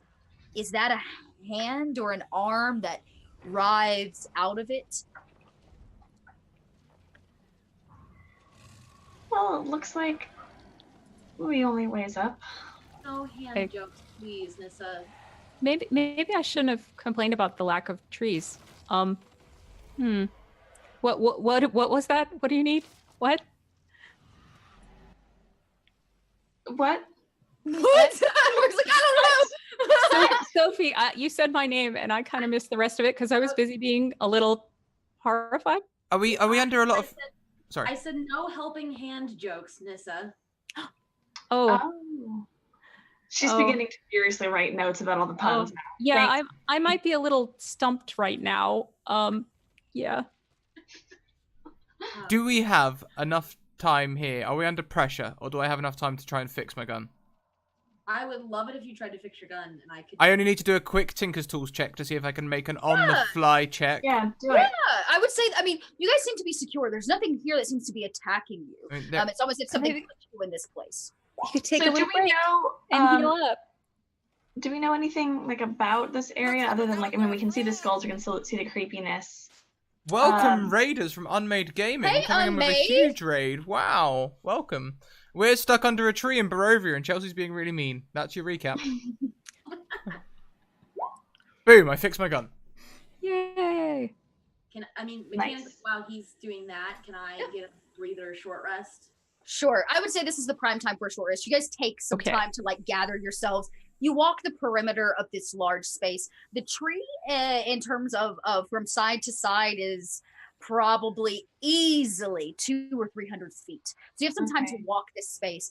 As you do so, you guys all, just in terms of your general perception, take on some new bits of information. Like I said, you begin to see these pieces of the of this tree.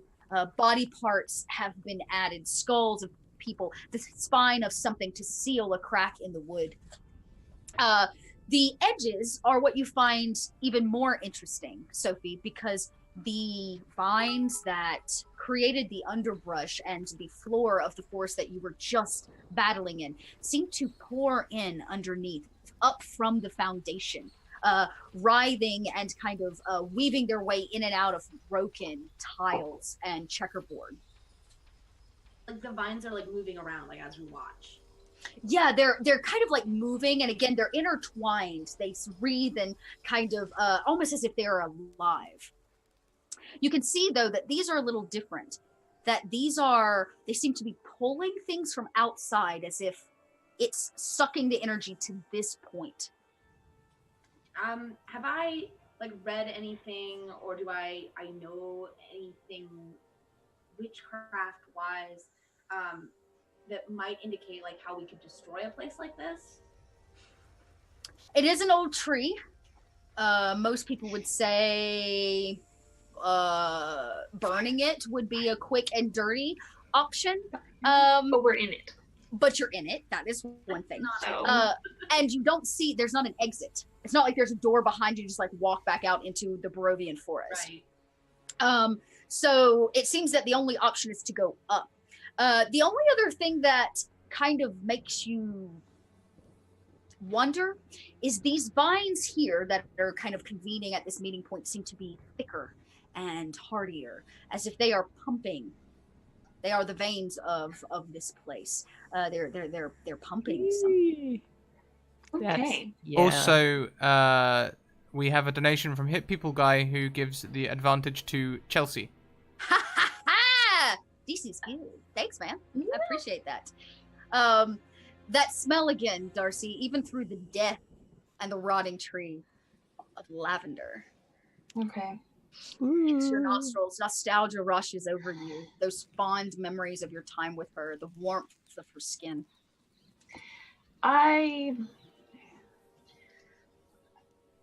I think she said before, after you shot her, trick shot, which I see why you're so named now.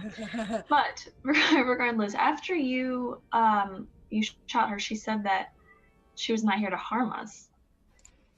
I mean, she didn't actively try to hurt us. Yeah, this is Barovia. She might not be here to harm us directly, but let me tell you, everyone is here to harm us. I don't think that I can watch you continue to attack her, though. I totally understand that. Do you have a silvered blade? Say it again? Do you have a blade of silver? No. You're gonna need one, For what? so you can do it.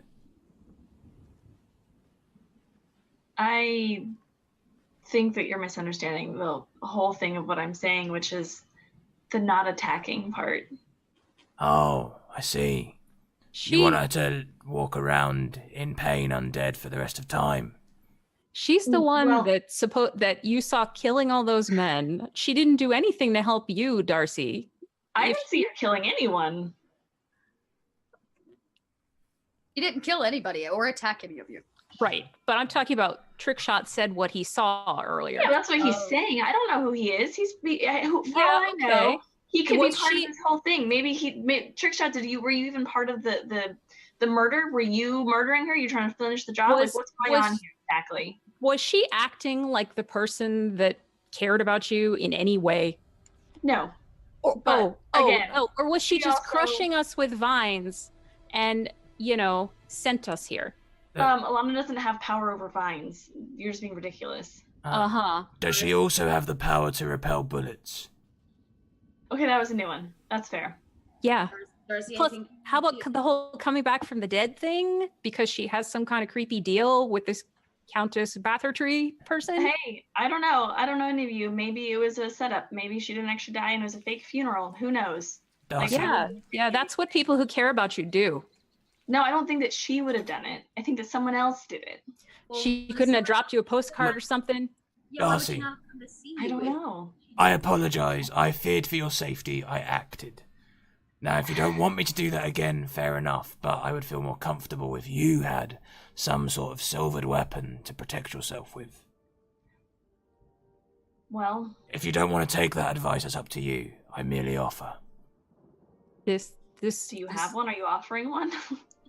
No, Okay then. but I suggest you find one quick. All right, yeah. Let me. Tree, do you have a silver weapon? Like, hello, vines. Chat, now is your time to shine.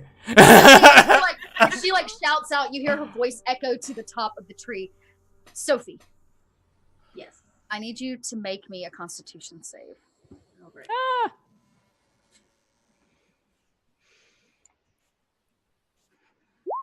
Yep, that's in line. I can't. Yep. save. Yeah, something happens to you. You're standing there listening to this, you're taking all this information in, and the cold hand of something on your shoulder that doesn't exist, that prickly pine on the back of your hair stands up on the back of your neck, the breath of something. The voice of a woman breathes in and goes, I'm glad you're here. You turn and there's nothing there, and you hear her voice again behind you. Only Sophie hears it. You have come to meet your patron. I am not saying a damn word. You guys just probably see me like look over my shoulder and like a little bit of the color drain out of my face, and that's For it. sure. Like weak in the knees, that moment of like, oh God.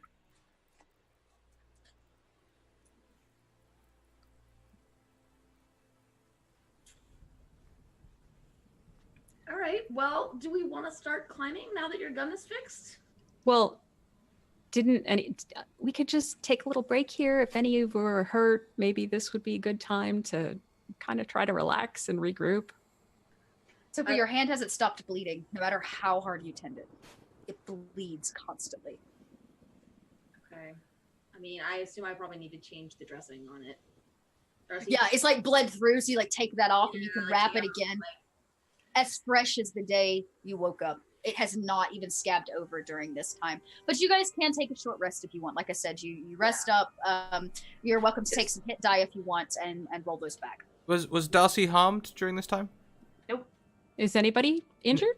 I'm injured, so I'll roll one hit. die. Okay. So whilst And I can also tell a story while we're resting to get you a whopping additional 2 hit points. That's perfect. Uh, You tell that story while I put more coffee in my mug.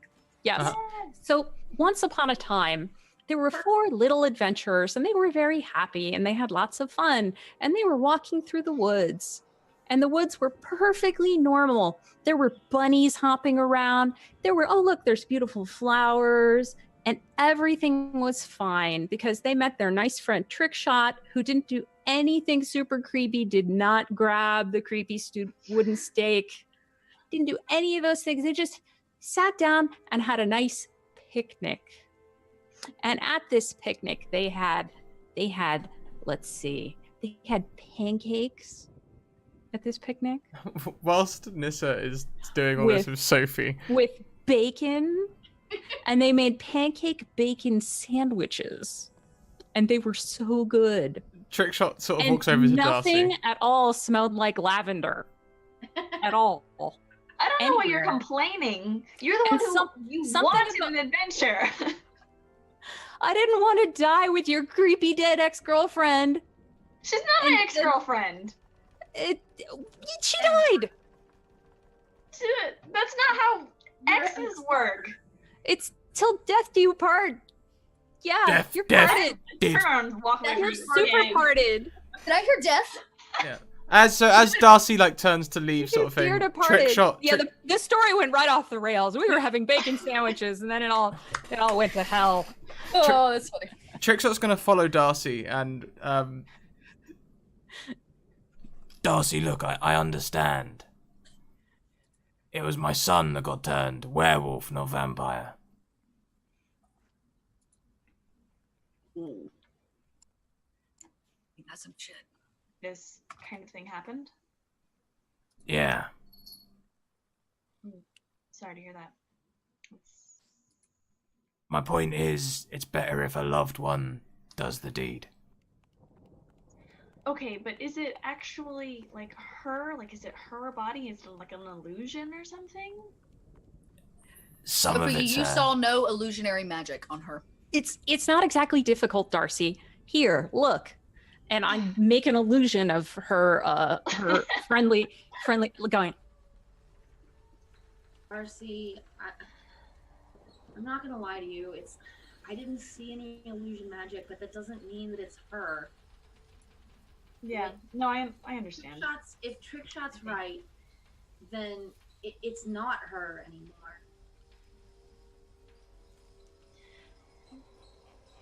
Why should I trust any of you people? Why do you trust the creepy lady that has your girlfriend's face more than us? I helped you when you came to me, and I didn't ask for anything in return, Darcy. It's not necessarily a matter of trust for me. It's a matter of taking necessary precautions. I kind of turn away from you for a little bit, like all of you, just kind of so I'm not facing you, and you can see kind of like my shoulders shudder a little bit. And when I turn away, I'm like, wiping my face. I have definitely acted in emotion, in an emotional state. I'm sorry if I put your lives in danger. I don't know what your motives are. Truly, I don't think I've ever seen. What did you call that thing that you used to shoot it with? It's a magic wand. I've never seen one like that before, so I don't know. No, it's totally understandable. I just hope you understand. I was acting in what I thought was your best interest at the time. I appreciate it. Maybe you saved my life. Doubtful. If she'd have wanted to kill us, I have a feeling she would have killed us all.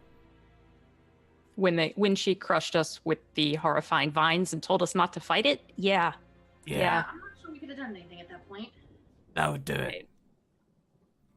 The way I see it, we can either try and help you put your loved one to rest, or we can try and avoid things here in Barovia until the mist takes us back. I don't think it's gonna take us back. Judging by So, Trickshot, are you saying that like if I don't don't deal with the problem, we'll say, how about that? That she'll just kind of be undead for like ever? This place is designed to be a prison. Sophie, that really smart roll you made earlier to learn all the things that you needed to know about this countess. Yeah. Something grips at your heart. She has a particular interest in turning women and building out her female vampire army. Trickshot is probably not long for this world as a male in her domain. The three of you can only assume are here for one reason. Hey, Trickshot. Yeah. Speaking of warnings and cautions and precautions, Yep.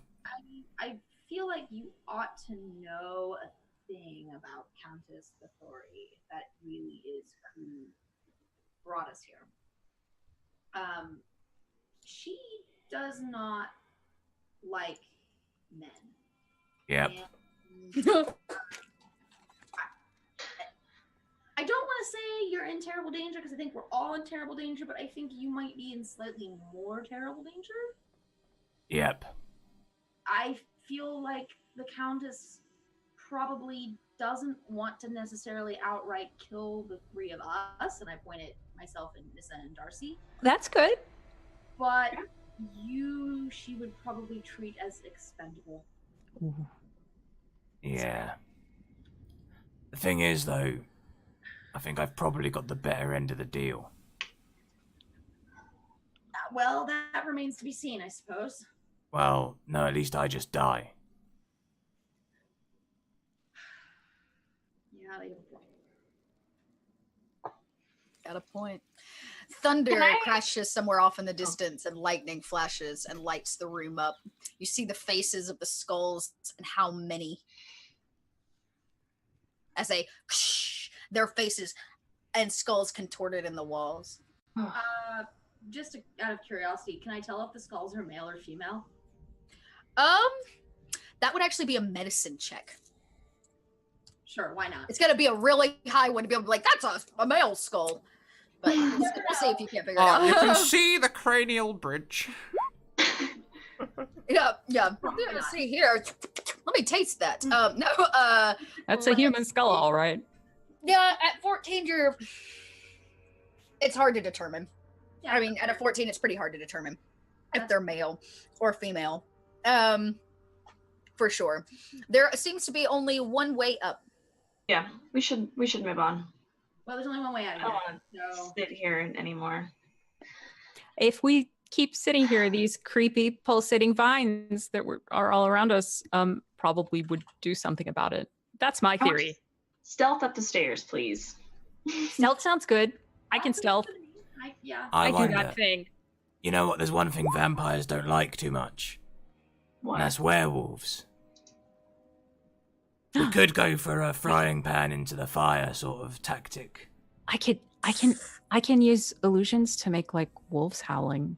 Like Wait, so your option here is let's not have vampires, let's have werewolves instead? Or wait, no, actually, it's let's have both? It's like, let's fight fire with fire. I'm implying that if we were to lead the werewolves to the vampire encampment, there would almost certainly be a war, which might give us a bit of movement to do a bit more than us versus an army. That requires not to be rude. first. Not to be rude, but do you have like a dog whistle or something to call them up? Or like what I exactly? can make wolf howling sound effects easily with magic. See, Okay. witchcraft. I knew eventually you'd find a use for the bloody stuff. Alright. Okay, well, let's just walk up the stairs. Like, We can't do anything until we get out of here. you're not gonna call wolves from down here. Well, there's no windows or anything, but I don't think they'd be able to get in down here. So we're gonna be stealthy? Is that the plan? Yeah, I could be I stealthy. didn't roll super well. Okay, can, like, so Tumble super stealthily. tumble up the stairs super stealthily. Totally. Yeah. You absolutely do that with no question. It's like stealth parkour. Yeah, like this. yeah, like front roll. I like All grab the a way femur. I do a backflip. Wow. Yeah. So what you're finding is this tree is in a spiral. The stairs go up and also do this spiral, and every time it reaches a floor, it does do that, and then it seems like almost like hallways. It branches off into these narrow little nooks and crannies at different areas, as if the branches of this giant tree Yeah. are hollowed out. It's really branching out. Yeah, it's really just we're really branching out there. Yeah.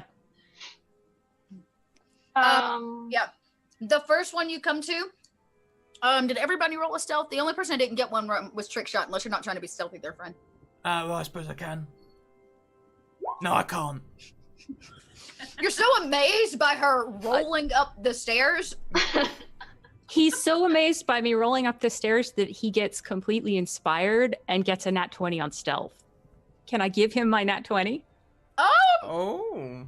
Well, no, why not?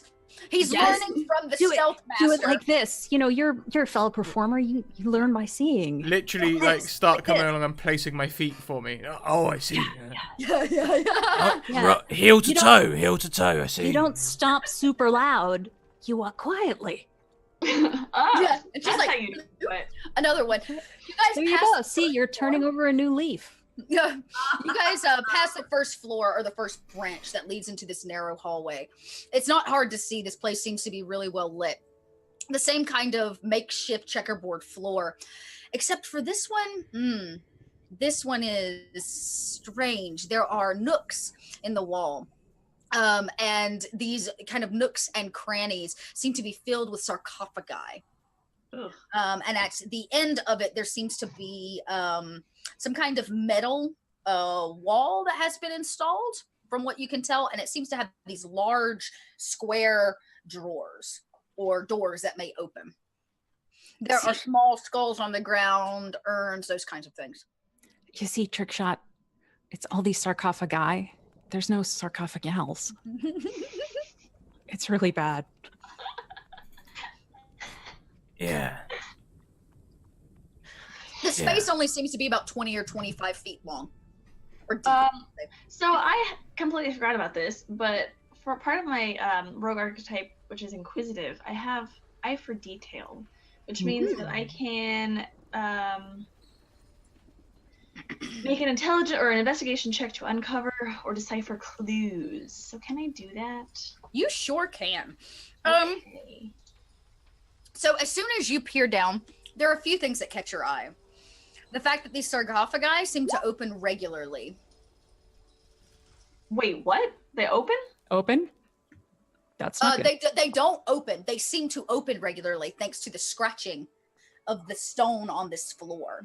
Oh, I see. Okay. Yeah, the figures that are carved into the front of them, as most sarcophagi. Now, these stand upright. This is not like an Egyptian sarcophagus that you're staring at.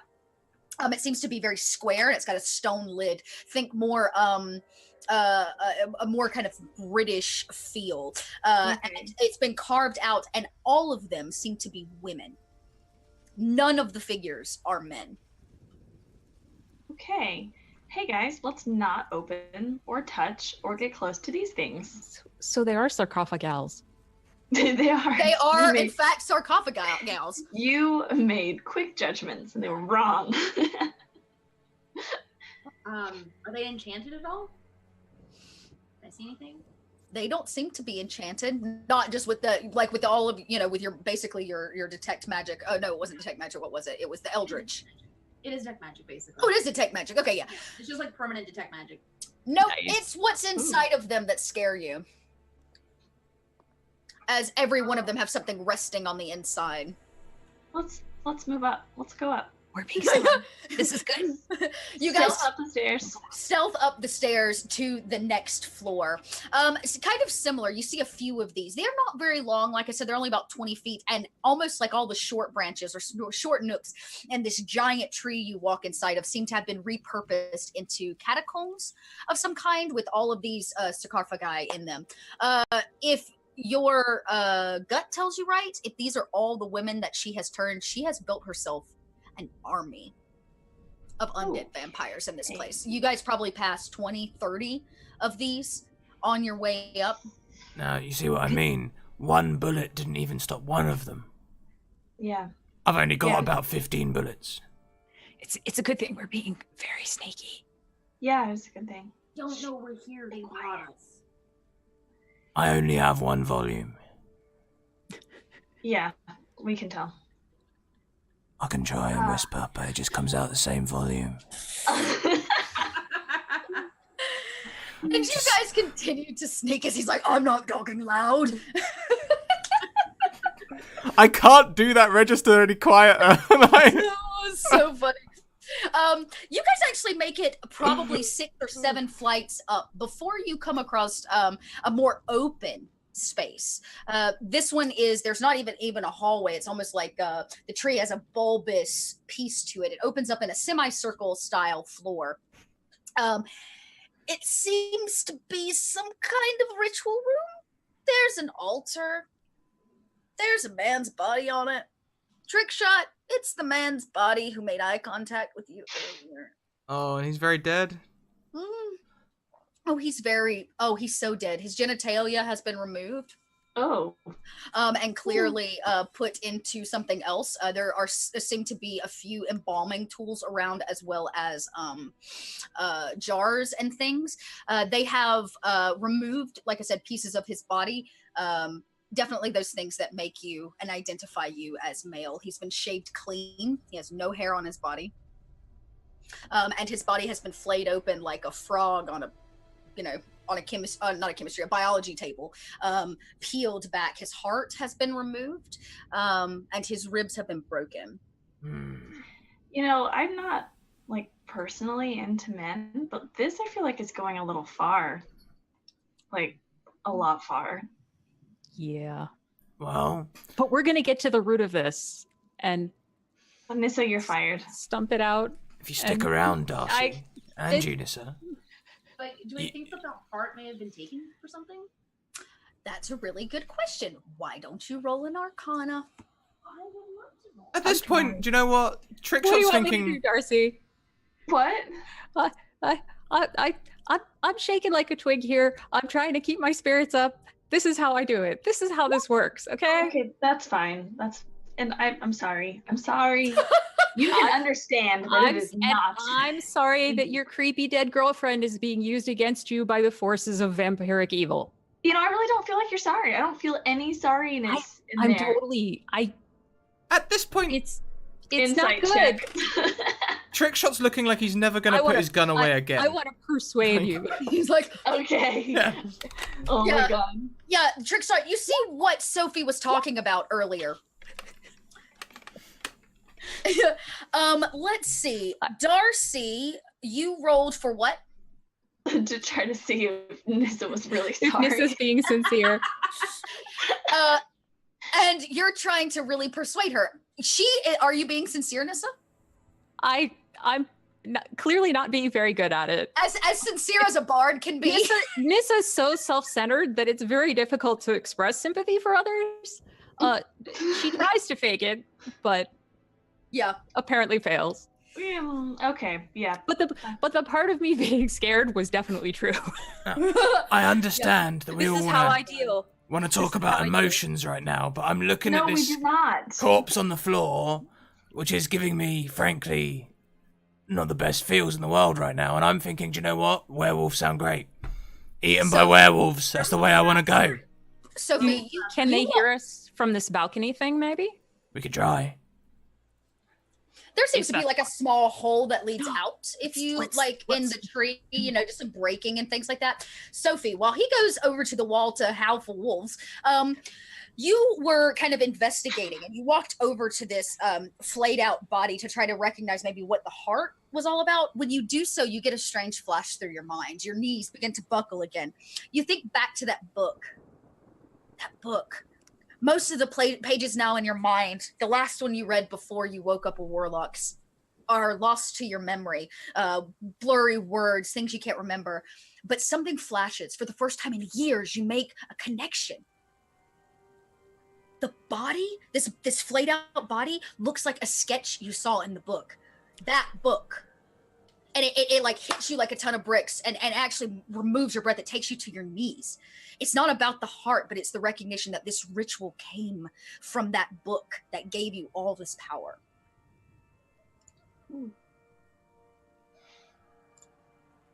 I guess we see her fall to the knees. Yeah, you would see me fall. Sophie, what's going on? I've seen this in a book before. Must have been a really, really shitty book. Yeah. It must have been a shitty book. Yeah, it wasn't pretty. That's probably like a good indicator that you might need to pick some new reading. not bedside stuff. It was not a pleasant book. Maybe, have you ever considered that maybe you just kind of read a little too much? Maybe. Yeah, the thoughts crossed my mind a couple times in the last year or 2 or 3. Yeah. Was there anything in this book about escaping from vampires. how to escape vampires, or how to cause faction warfare with werewolves, or That's just a terrible anything idea. like any of the whole. No, not to my knowledge. No. No. Did the Not- book talk about what the ritual was at all? You know, I've read a lot of books in the last couple of years, and it's just, I remember this image, but I don't remember the text that went with it. How fresh is this ritual? Like, is this like something that happened super recently? Fresh within the last couple hours. Okay, Blood is well, still sitting on the floor. I don't think that we want to remain in a room that a dude was just slaughtered in and dismembered, I guess. Just what if they come back to try to get the rest of his whatever? I mean, Trick Shot, you having any luck with those werewolves?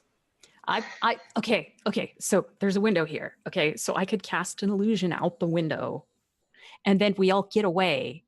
And the illusion will be, let's see, if I use that one, that's probably not strong enough. I have another illusion though that I could use that's like a really good one. And then let's see. And it can like howl like a wolf. Oh, your illusion can. Mm-hmm. Okay. Wait, let me see. Does this have sound? Maybe I'm wrong. Yes, it can be much louder than my little minor one. Okay. So is that what you would like to do? Trick Shot, are you going to add to the howl in any way? Okay. I can't. I'm not a werewolf or anything. Okay, I'm gonna try to make I'm gonna use Major Image, so I'm gonna use a good spell on this. And have a werewolf pacing back and forth and then going to the window and howling. But it's not gonna howl right away because we need to get out of here. So I'll put it on like a repeating loop of howling out the window every couple of minutes. Okay. So are you wanting to put it outside on the ground or inside the building you were in? Can I reach the ground? Oh, it can go 120 feet. Yeah, I would say that you could probably cast it on the ground. I'll give you that. But if we put it up here at the window, they'll be more likely to come into the tree, which is where we are. I don't know if that's good or bad. I still think that the so what are you trying to accomplish by you want all the vampires, all of them, to leave here and go attack one werewolf? Is that the plan here? He was plan is to talking about call more making werewolves. werewolves come here to attack the vampires while we all don't die. Right, because the solution here is me being concerned about monsters, my girlfriend possibly being whatever is super insane, but asking for more monsters is the sane option. Well, I don't know. We can't shoot them all. He has 15 bullets left. I don't have any silver anything. You don't have any silver anything. Oh, that's true. Is there any silver in this ritual room? No, there wouldn't be. Why would there be? They're not going to stab themselves with silver. I don't know. Maybe if there's an army of vampires, they'd be busy dealing with an army of werewolves, so at least there'd be fewer. The other don't thing know. is No, fire. I don't have a better option. I don't have a better... Fire works well. I can only do a little bit of fire one time. I am not great with fire, shockingly. I probably So- have like... So some- do Do you have anything flammable? do I spend one of my fancy dancy spells on this and try to get werewolves or not? I would say a I'm bit of not. chaos would aid us. Outside? I would say. Okay. Then I'm gonna do it. Are you good? Is everybody good with this? Have to Yep. sit here at the window to maintain it though. Once it's up. No, I can just No, concentrate on it. Yeah. Okay. All right. Okay. So I will cast out the window onto the ground. It's what I imagine a werewolf looks like, pacing back and forth with big old fang marks in its neck and blood running down, howling Okay. every couple of minutes. I was about to say, so you guys watch as she cast it, and sure enough, this kind of like injured werewolf. And it's pacing back and forth in a 20-foot area. Okay, and it's pacing like kind of a caged animal, and it stops and howls again the second time. Couple seconds pass. It lets out one more howl, Not bad, huh? and it gets your response. What miles Hopefully away? that's good. And Do we have that's a link? that's good, all. right? I was about to say that's all you see. Okay, let's get because Yeah, no. they might catch us in this room. It has a window, And- and they might come look out the window. I was about to Let's say, so you guys begin like kind of you leave this semicircle or we'll call it a sacrifice chamber, and begin heading back up again. Still being super quiet. While still being super quiet. You guys like, Yes. right? You guys, I'll say your stills were all enough, especially with that nat 20 from Nissa, that you guys are able to continue. You see a few more alcoves with sarcophagals. The space begins to get a smidge more narrow as you get to the top, as a tree kind of does, like narrows out. And something happens. Everything up until probably, let's see, 10, 12 flights up are open and look down on that empty space that you all were kind of dropped into. But as you round up to the 13th floor, it becomes solid. There's like a solid floor that covers the entire 200 square feet, and it is a completely open room. And from the ceiling hangs something giant, kind of like a vine, maybe a cocoon. It throbs like a heartwood.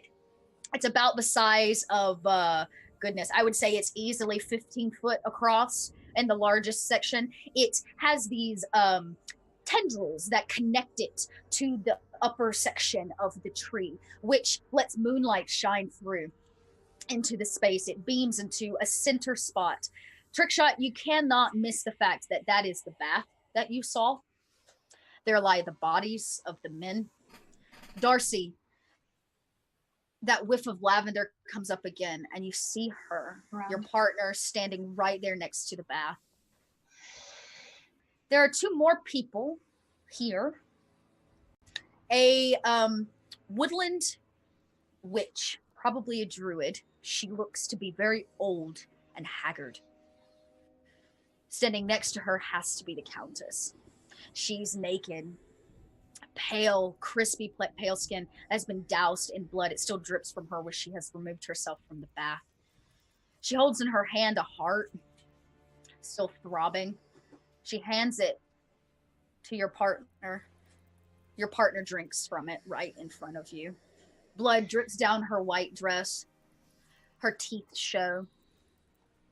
And the Countess looks up and says, "Welcome, Sophie. I have been expecting you. 2 years it took you to find me."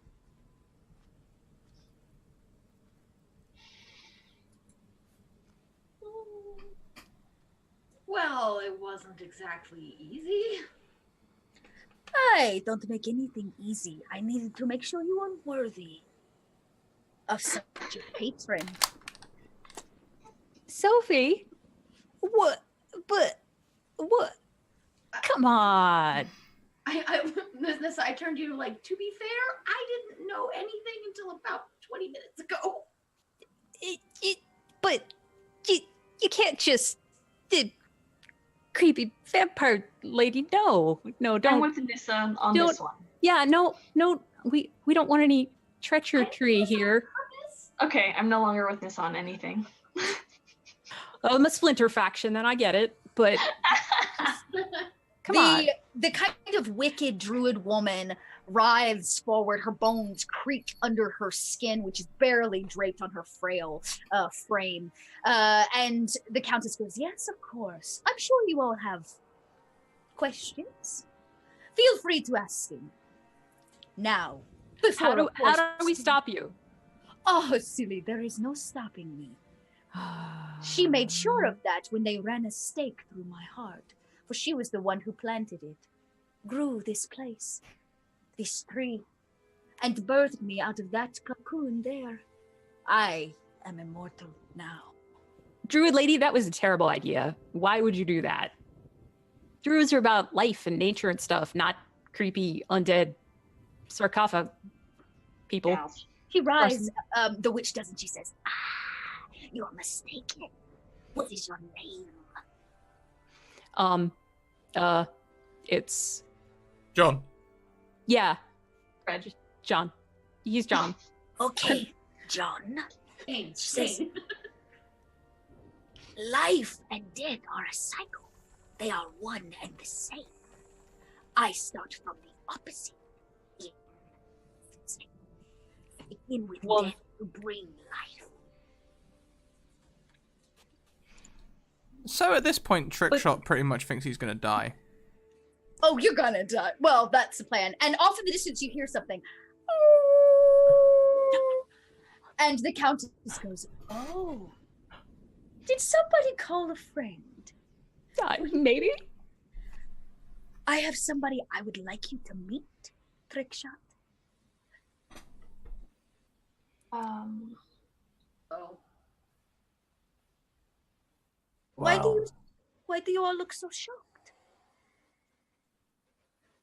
I want. This is just not a good day.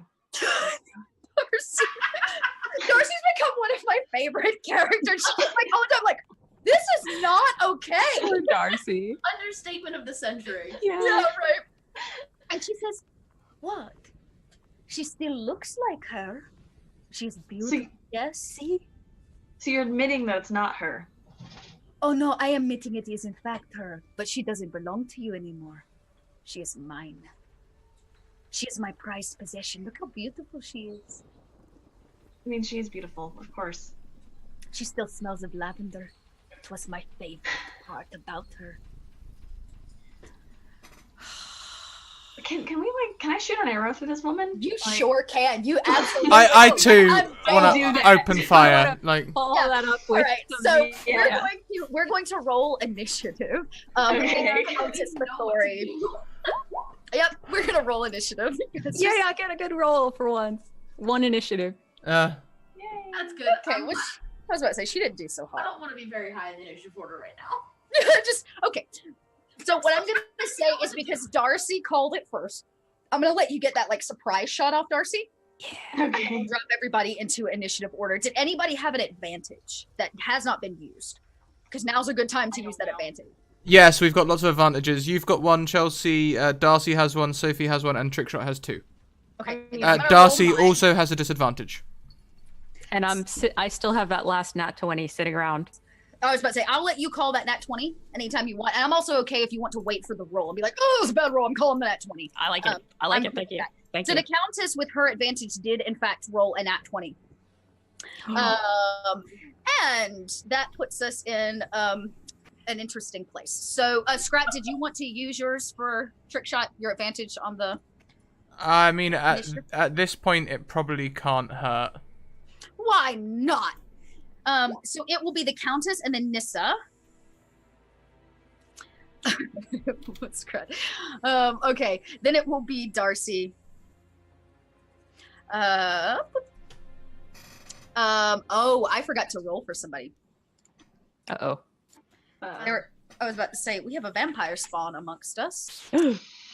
She too serves her master well. Let's see. Can I pull her out as a character? I'm pretty sure. Yes, perfect. Okay, she's going to roll initiative as well. She doesn't get any kind of advantage. Oh, but that's okay. She goes right after the Countess. Oh my god. So, what was her name, Darcy? Alana. Alana. I love it. It's beautiful. Okay. So Countess first, Alana, Nissa. Me. Yep. Darcy, and then yep. Scrat, I'm gonna say since you rolled with advantage, you'll go right before Sophie. So Trick and Sophie. Doesn't look like the witch is interested in being here. This druid, this crickety druid woman. So I get to make my first shot. Yep, you're gonna make your first shot out of the initiative order, and then we'll go straight into combat. So Okay, you can and make a I'm- surprise shot. I'm gonna use my advantage on this because why not? Yes. Oh, Oh, that was terrible. Aw. unfortunate. So Really yeah, bad. it's straight past her and into the wall, and she says, "Yes." She I'm told just me. shaken. Yeah, she told me before I drained her dry that you would come to save her. And Dead and Wraith donates to give another nat 20 to Darcy. Oh, Darcy gets another nat 20. We're doing all right out there, Ishman. And how are we living? Well, the point is that half of us actually aren't living. Thanks, man. Yeah, and we go right in. So the Countess is going to get, and she says this. She's going to do a feat. So my goodness. Oh man, I keep forgetting I have the lucky feat. She looks up at this cocoon and she says, "My children, wake up!" And she's going to call Children of the Night. And I'll throw it out there if you guys don't know, playing a vampire is fun. She calls, let's find out, some bats to come into fight. Clearly her children are tired. We're not outdoors, and they're going to arrive in how many rounds? Let's find out. Little cute bats like this. In 3 rounds, her bats show up. Yeah, so she calls them and she says, "Come to mom," as she still stands there naked as a jaybird drenched in blood. That actually, I believe I have to use a full turn for that. She will, yep, that's all you get out of her. The next one up is going to be her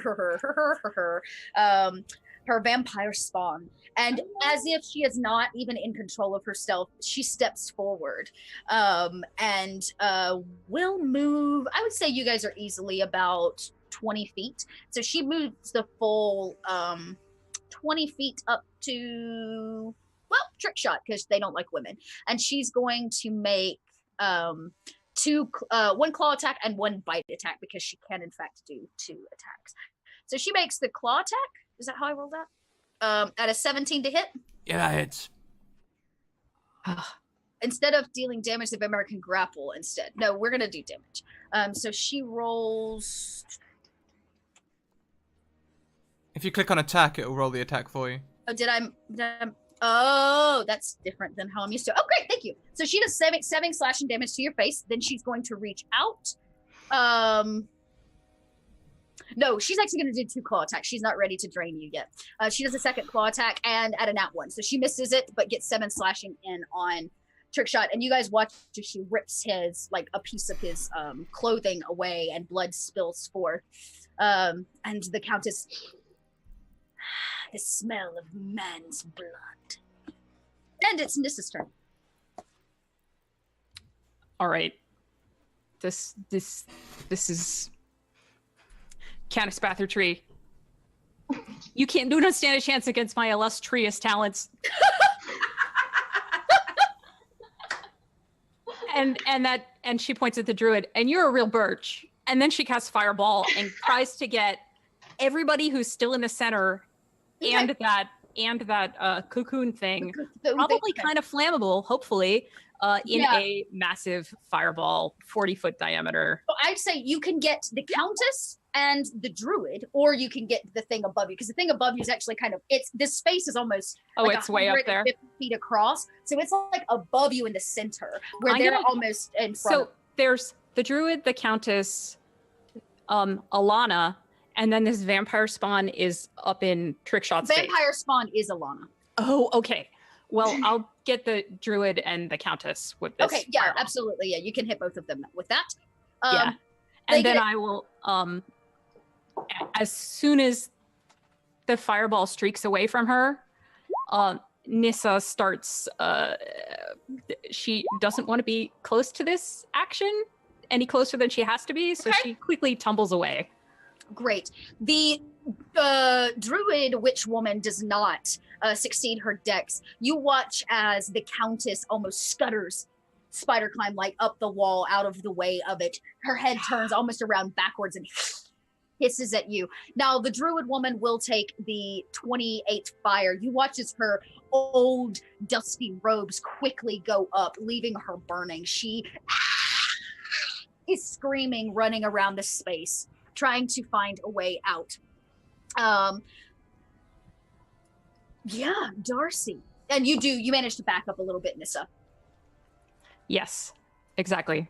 She's basically dashing away, except with parkour. She Right, just doesn't right. want to be right here, grouped up Yeah. with everybody, because usually after you do a giant fireball, you maybe don't want to be standing right next to everyone. Just saying. Right. And Darcy, it is your turn. Okay, so Alana is engaged with Trick shot? Trick shot, right? And she's about 10 feet from you. Okay, so I'm gonna move about 15 feet back, or no, I guess 20 feet back, and then I'm gonna shoot her with a bow. Yes. Oh, shoot your girlfriend with a bow. Yeah, this is not. It's not a very good day. Do it. Okay. Yeah, you get Awesome. double Good. damage. Just hit the short bow. It should roll that double damage for you. Okay. Will that do it? That will do it. That's 30 points of damage that you deal Okay. on your girlfriend as you lob an arrow into her back. You watch as she, you're not sure if it's your love arrow that you put into her, but she takes quite a bit of damage. It has actually she kind of even steps back a little bit from trick shot. Okay. And I just, So I step back. I also want to use a bonus action to hide. okay. Yeah, Yeah. absolutely. I would say that there are probably a couple places. It's like it's relatively open space, but there are some Okay. chairs around the wall, shadow type places, and of course there's the tub that have the dead bodies strewn around it. Those kind of things that are up, kind of on the north side of this circular room. Well, as a wood elf, if I have light, if I'm lightly obscured in the shadows, then I can still use that. There's Okay, tons cool. of shadows in this place. It's not well lit at all. Okay. Do I need to roll stealth? Yes, please. Okay. The 12 won't do it. You kind of Okay. back up out of the space and into the shadows, but she has eyes on you. Both of Yeah. them, in fact. And my face has just gone stony. Like I'm just like, no more. I can't handle. Yeah, shock almost. Great. And trick shot. Your turn. So just the only thing I'm not quite sure on, is it the thrall or the vampire mistress who's attacking me? It is the vampire spawn, which is her girlfriend. That is Alana. Yes. That was attacking you. The witch has not attacked anyone. She seemed to be trying to get out of the space when the combat started, and the countess has begun to scale the walls. Trickshot's a fucking idiot. He's gonna...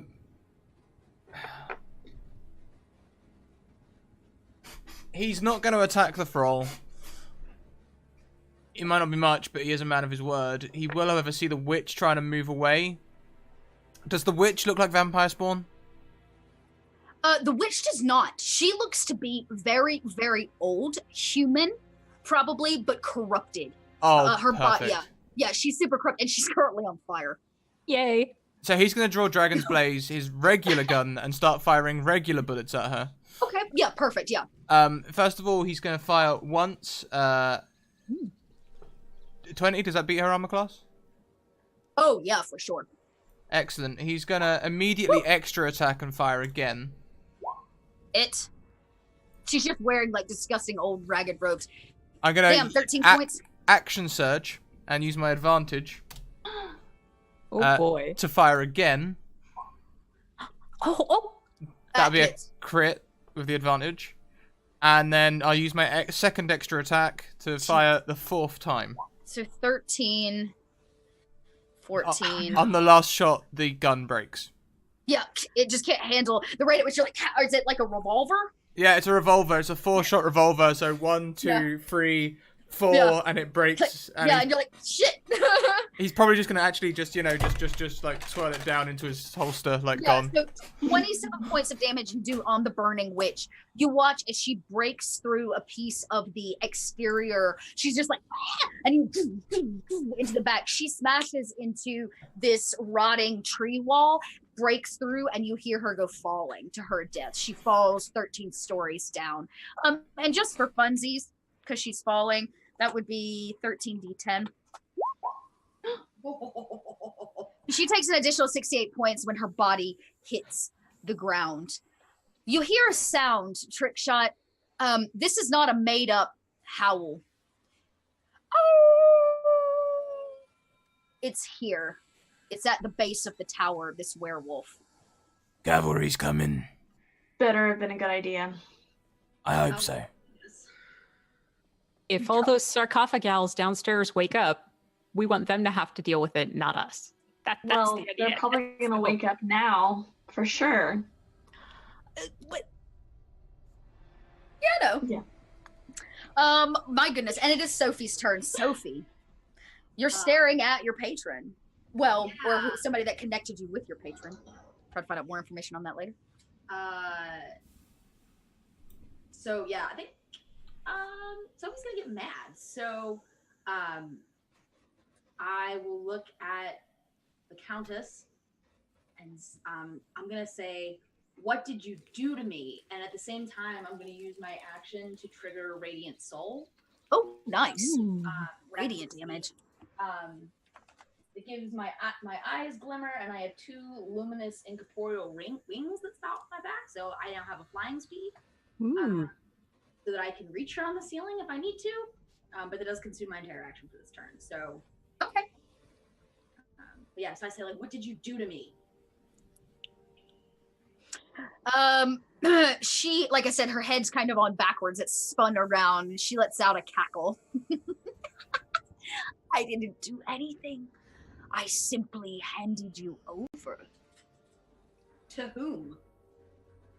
Wouldn't you like to know? Yes, I would, and I've got my sword out. Yeah, are you gonna charge her? She's about 10 foot up the wall. She only seemed to be getting away from the fire, not like trying to scale the building. I'm not gonna go after her just yet. Because I can't. Oh, hold on. Actually, I still have my bonus action, so I'm gonna go ahead and throw my Hexblade's Curse on her. Just so that it's up. Yeah, sure. But I'm not gonna go actually like get in her face just yet. Okay. Yeah, you toss it on her, and she says, "You're so brave. It is why he gave you his power." And that is, I was gonna say, that's what she says going into her turn. She's going to try something. Let's see. Ooh. She poofs off the wall into a bat. As it like flies over and lands probably not 20 feet from all of you. And she poofs back into her form. Let's see. She doesn't have to. That is really exciting. She comes over to Sophie and is going to make an attack using charm. Does a 13 hit you? A 13 does not hit me. Okay. The target's one human to see. If the target can see the vampire, the target must succeed. So you've got to succeed on a DC 17. Uh-oh. Well, it's been nice, guys. My saving throws have not been good, and I do not have... You have an advantage. You have an advantage to use. Use that advantage. Oh. I did not realize I had advantage. I'm not sure. I think. Do you know what? Cherry DP gave some stuff as well, and he said your name. He didn't say exactly what he wanted to do, but I'm gonna say that he wanted to give you an advantage and a crit. We'll say that. All right. Well, we'll go with that. So you also have an. A double 2? Okay. Well, I told you my saving throws are not good. It is not. So, the vampire targets the unit. See, Can I give her my nat 20? I'm gonna say because she took the advantage, not this time around. That being said, I tried. the charm did not actually. Oh, okay. So she didn't grapple you, which means you don't take any kind of damage from her. But you are beginning to fall under her spell. She begins to like weave like a snake, making eye contact, and she says, "Sophie, serve us. We are so powerful. We give you so much."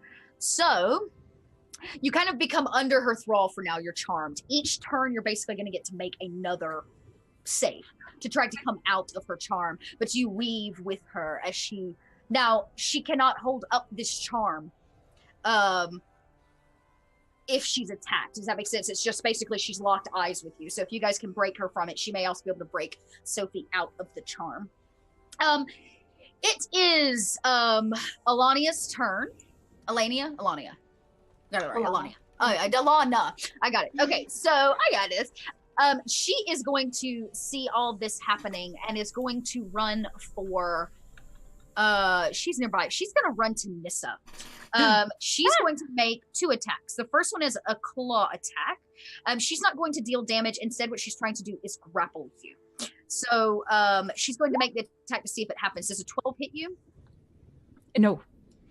Okay. Oh, I get an automatic grapple. You get a DC 13 save. So basically make a strength save. Can I do what Trickshot did earlier and like sneakily, acrobatically get out of this instead? Yeah, I'll give you acrobatics instead of the actual like strength check if you get the proficiency on it. That would be much easier. Thank you. Yeah, you like slip free and you see something, Darcy, that makes your stomach churn. Her face contorts and warps and she reaches out. That is not the person that you knew her to be. She lets the beast within out as she hisses at Nissa, trying to grab her, and she's trying to bite. No, you're barking up the wrong tree. No. Try to have a stony face here, Nissa. She makes 1 more attack because she gets 2 to try to grapple you once more. So that is, she's not taking the attack, she's taking the grapple. So make 1 more acrobatics check for me. God, I don't want to get grabbed. I was about to say, yeah. I really don't. Do you have anything else to add to it? An advantage or a nat 20? I can nat 20 my way out of this. Yeah, I don't want to get grabbed. I was about to say, you nat 20 again and you dodge 1 more time. She's kind of reaching and grabbing with these extended, disgusting claws as she tries to reach to grab your neck. First vines, now you? No. Yeah. This is not happening. KNOT, not happening. They're laugh probably under the charm, but I'm laughing on the inside. But on the inside, you're giggling. Yeah. And you're taking psychic damage. Says, actually, to Nissa, it's your turn. She is standing right in front of you, this vampire spawn. Oh, I will do my worst thing that I can do to her, which is I thunderwave at her to try and get her away from me. Yeah, sure. Shoot. I meant to cast that at a higher level. Can I okay. recast it? Yeah, recast it. Yeah, just recast it at the higher level. Okay. It's a little better.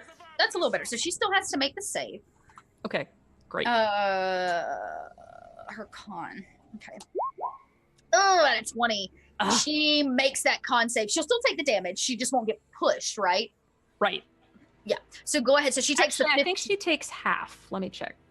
Yeah, I was about to say, we'll just thunder wave actually. Pretty sure she gets half. Yeah, she takes half. Okay. All right. So which means she's still right in my face, which I super don't like. Mm-hmm. So then for my bonus action, I'm going to just tumble and flip away from her, which means she can't attack of opportunity me. Oh, nice. And it also means I get the dash action in addition to my movement. So I'm really getting away from her and away, as far away from any of them as I can, basically. Okay. Yeah, you back way up, almost to where the stairs are that you entered. And it's there that you begin to hear something. I'm going to make like a tree and leave. I was about to say, you begin to hear something, the pounding of 4 feet and claws scraping against the wooden floor as something's running up the stairs. In that case, my dax action is to take me up the wall because now I also have a climbing speed. Hey! You're like, whoa, so whoa, you're no, like, no, I'm no. over this. Yeah, you join, I'm going up, join the rakes on the wall. out of dog range. Brilliant. And it is now Darcy's turn. The chat hit people guide gives an advantage to Chelsea. Yes, thank you. Okay, so I'm going to use my Insightful Fighting from my Rogue Archetype. This is my bonus action. I'm going to make an insight check against Alana's deception to to see if I can succeed. Okay. To make an automatic sneak attack is basically what it does. Okay. So my insight. Oh, that's right. And I wanted to use my my nat 20. Can I use Okay, that? good. Yeah, sure. That's exactly how you would do it. Yep. Okay, cool. So that's a 26 against her deception. Against her deception. Deception Yes. is what? That's based on charisma, right? Hmm. At a 15. Does not make it. Okay. Nope, does not make it. Okay, so I will automatically get sneak attack even though I'm not hidden and she's not around any of my allies. Okay, So awesome. I'm going to go ahead and attack her with my short bow. And I keep forgetting to use my lucky feat. I do have lucky feat. I'm gonna Great. Yeah, go ahead. roll. Yeah, re-roll that business. Much better. Okay. So Nice. yeah, is that it? Woo! Yeah, with less a sneak attack. Oh, damn. So that's like what? 24 points of damage. Yes. She seems very injured at this point. Okay. Obviously not like bleeding or anything, but you can Right. tell she's beginning to like drag to one side, especially where you put the arrow in her back. The muscles are beginning to not work like they should. She is undead. Okay. I'm not gonna take any movement. I'm gonna stay here, and I don't have any Great. bonuses left. Trick shot. Trickshot is going to move towards the entrance that the werewolf is going to come from. He's going to take a silver necklace from around his neck and wrap it around his fist. He's going to turn to Darcy. You pulled back the lever, you pulled the trigger. And he's going to throw Darcy his silvered gun. Oh man. Okay. Oh man. Catch. Do I have to like roll for catching? Do we need to, like, I could just slide it along the ground, to be fair.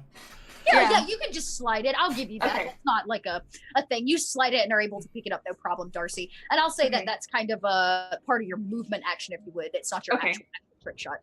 Okay, great. He's just gonna ready his action. If a werewolf comes through the door, he's gonna get ready to fight it with his. Well, it's a good thing you did because that's exactly what happens. A werewolf bounds up the stairs as it lands all fours. You see every vampire in the room, which I guess are only two at this point, turn and hiss at it. The Countess goes, "No, not him." Do you want to use your reaction turn here, Charlie? I mean, he entered your space and you were prepped, so you can take your turn now. And is he definitely charging towards, like, is this definitely a threat? Is Charlie seeing this as a threat? It does seem to be here to it's been called. Does that make sense? Like something called it here. You're not sure. Why don't you roll an insight to see if it's going to attack you or something else? It prefers human flesh over vampire flesh.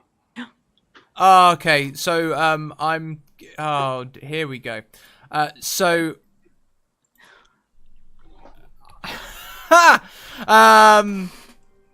well, I guess I'm just gonna punch it. Sure, that seems reasonable. As my unarmed strike, with Whoa! my silvered necklace on my finger, Redeemed. doing a full 3 damage. I'm gonna take my extra attack as well and punch it again.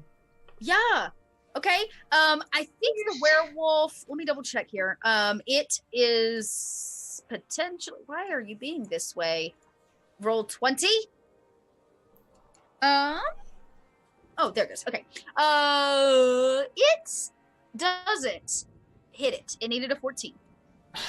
The first one does though, but because it was a nat 20, you clock this thing. It basically doesn't see you standing there. It jumps up and it lands, and you clock it across its jaw and knock it actually across the room. It only takes 3 points of actual damage to it, but you knock it out of its werewolf form. Is it vulnerable at all?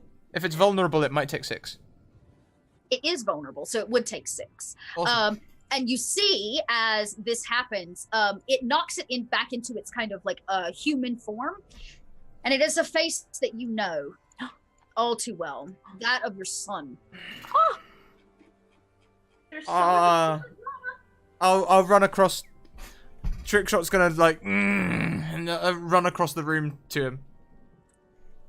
You run across it. He's like knocked against a wall, and he looks at you, makes eye contact. It takes a moment for that yellowish tinge of wolf eyes to change, and he says, "Dad." It's all right, son. What are you doing here? Dying. No. And he and changes back into a werewolf. Saliva pours everywhere, and he says, "Run! Run!" And he yells, "Run!" And he charges actually at the countess, who he can tell has lured you here. He begins attacking her. And he'll get added to the initiative order actually right after you trick shot.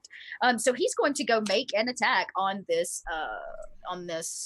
For some reason, Roll20 is being very strange with the vampire or the werewolf sheet, so I'm going to pull it up on D&D Beyond. Bear with me, friends. No worries. You have advantage, Chelsea. Oh, that's great, because he's going to take advantage on the attack against her. Perf. This is what I need. Yes. Ooh. Vampire confirmed. Yeah, vampire confirmed. Yeah. One with its bite and one with its claws. So it actually kind of like leaps at her and is going to make both the rake as well as the bite, which will hopefully knock her out of the charm with Sophie. So let's do that. That's not what I wanted. Okay. So first one here.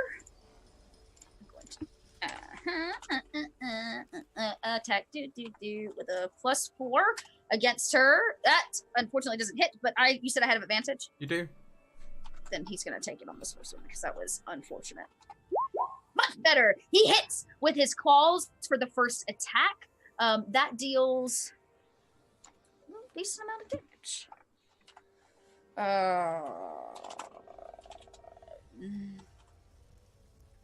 Sorry, gang, my numbers are getting all confused. This is what happens when you've been gaming for No, you are hours fine. upon hours. I'm like, what am I typing? I don't know. Some damage. Oh, so he does 7 points with his claws, but he's also going to get in a bite attack as well. He won't get advantage on this one, but he hits and does another. Oh, I should have done critical damage. No, I took an advantage, not a crit. That's right.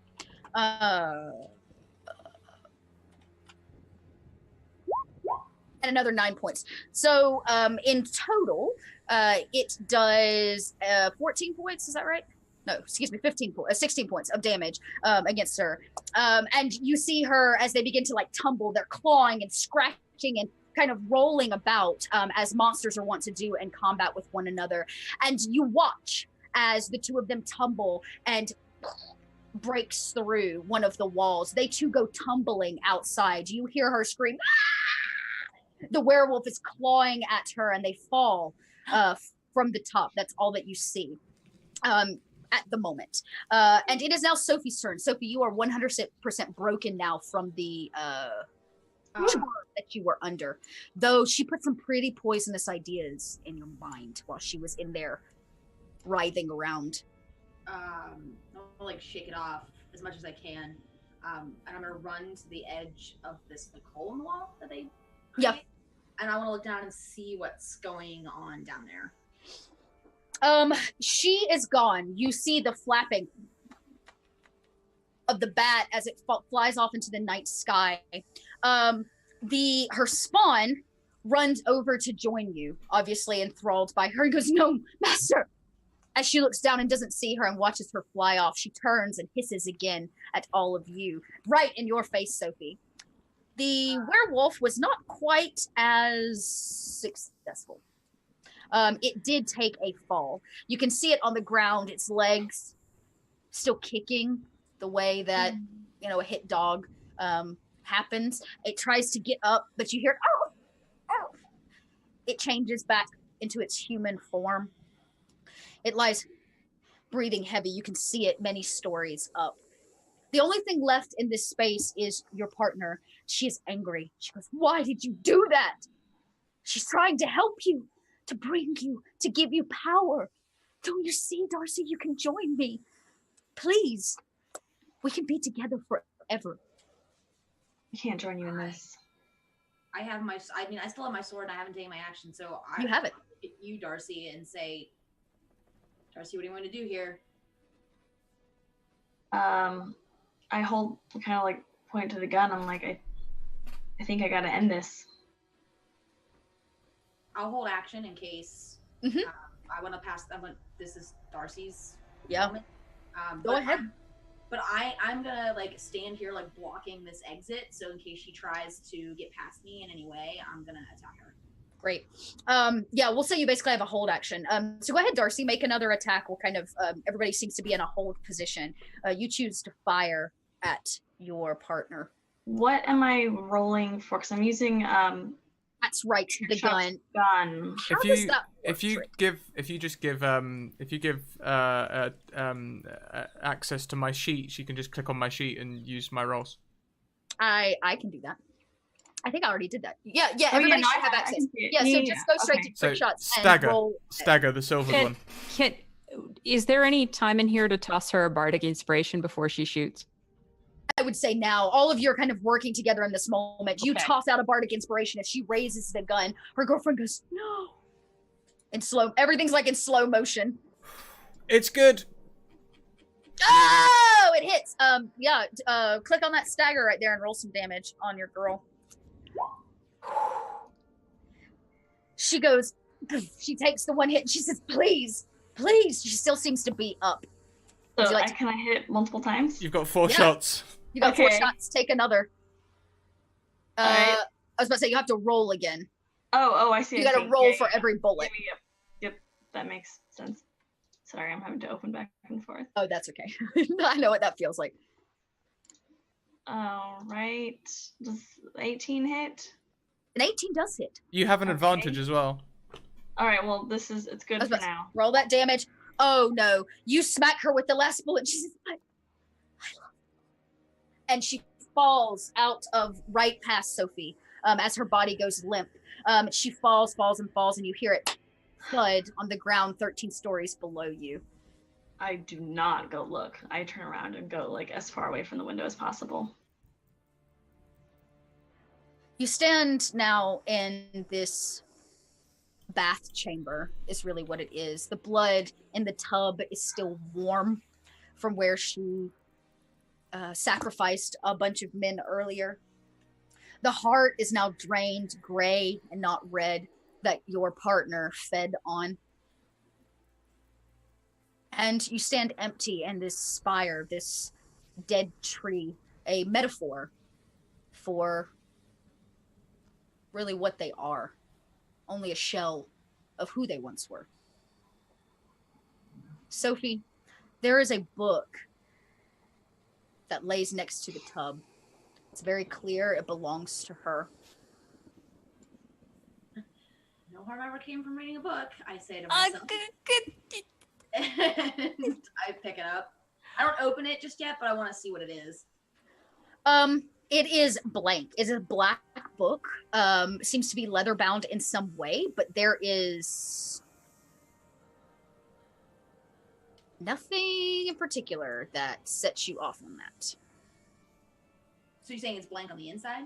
It's blank on the exterior. You haven't Oh, opened it it's yet. on the exterior. Do I see any magic on it as I'm looking at it?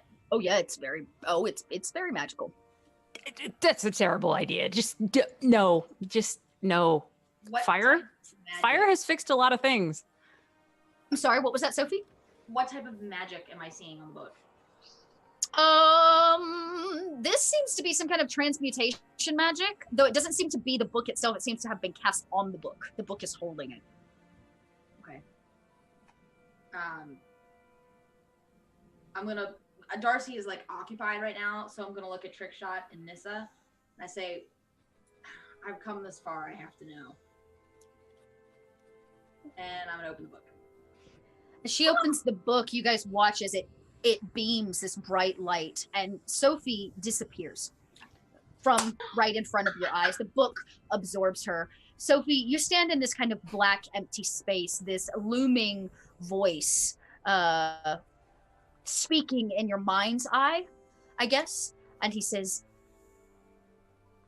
I have been waiting for you. I am your patron, Belafos, the Prince of Peace. And we cut back to the three of you standing there. Trickshot, do you go to check on your son? Yeah, that's my number one priority. He's just looking down and seeing if he can figure out whether he can rope down there, or if he needs to go down via the sarcophagi.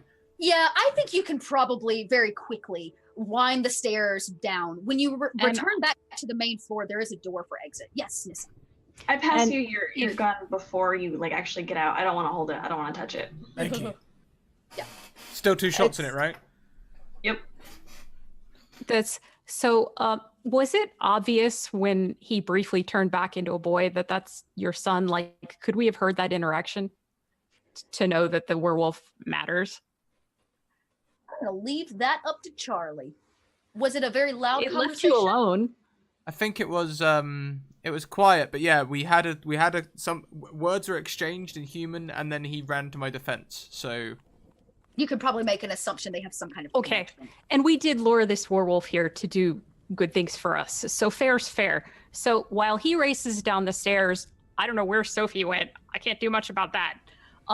I will zip across to the window and then use that bonus action dash tumble thing to climb down the outside of the tree. Oh, yeah, As yeah. You far kind as of I like can bark. get. Yeah, down the bark. As far as I can get, and then cast Healing Word another 60 feet down toward the werewolf. Okay. You watch, Darcy, you can watch down.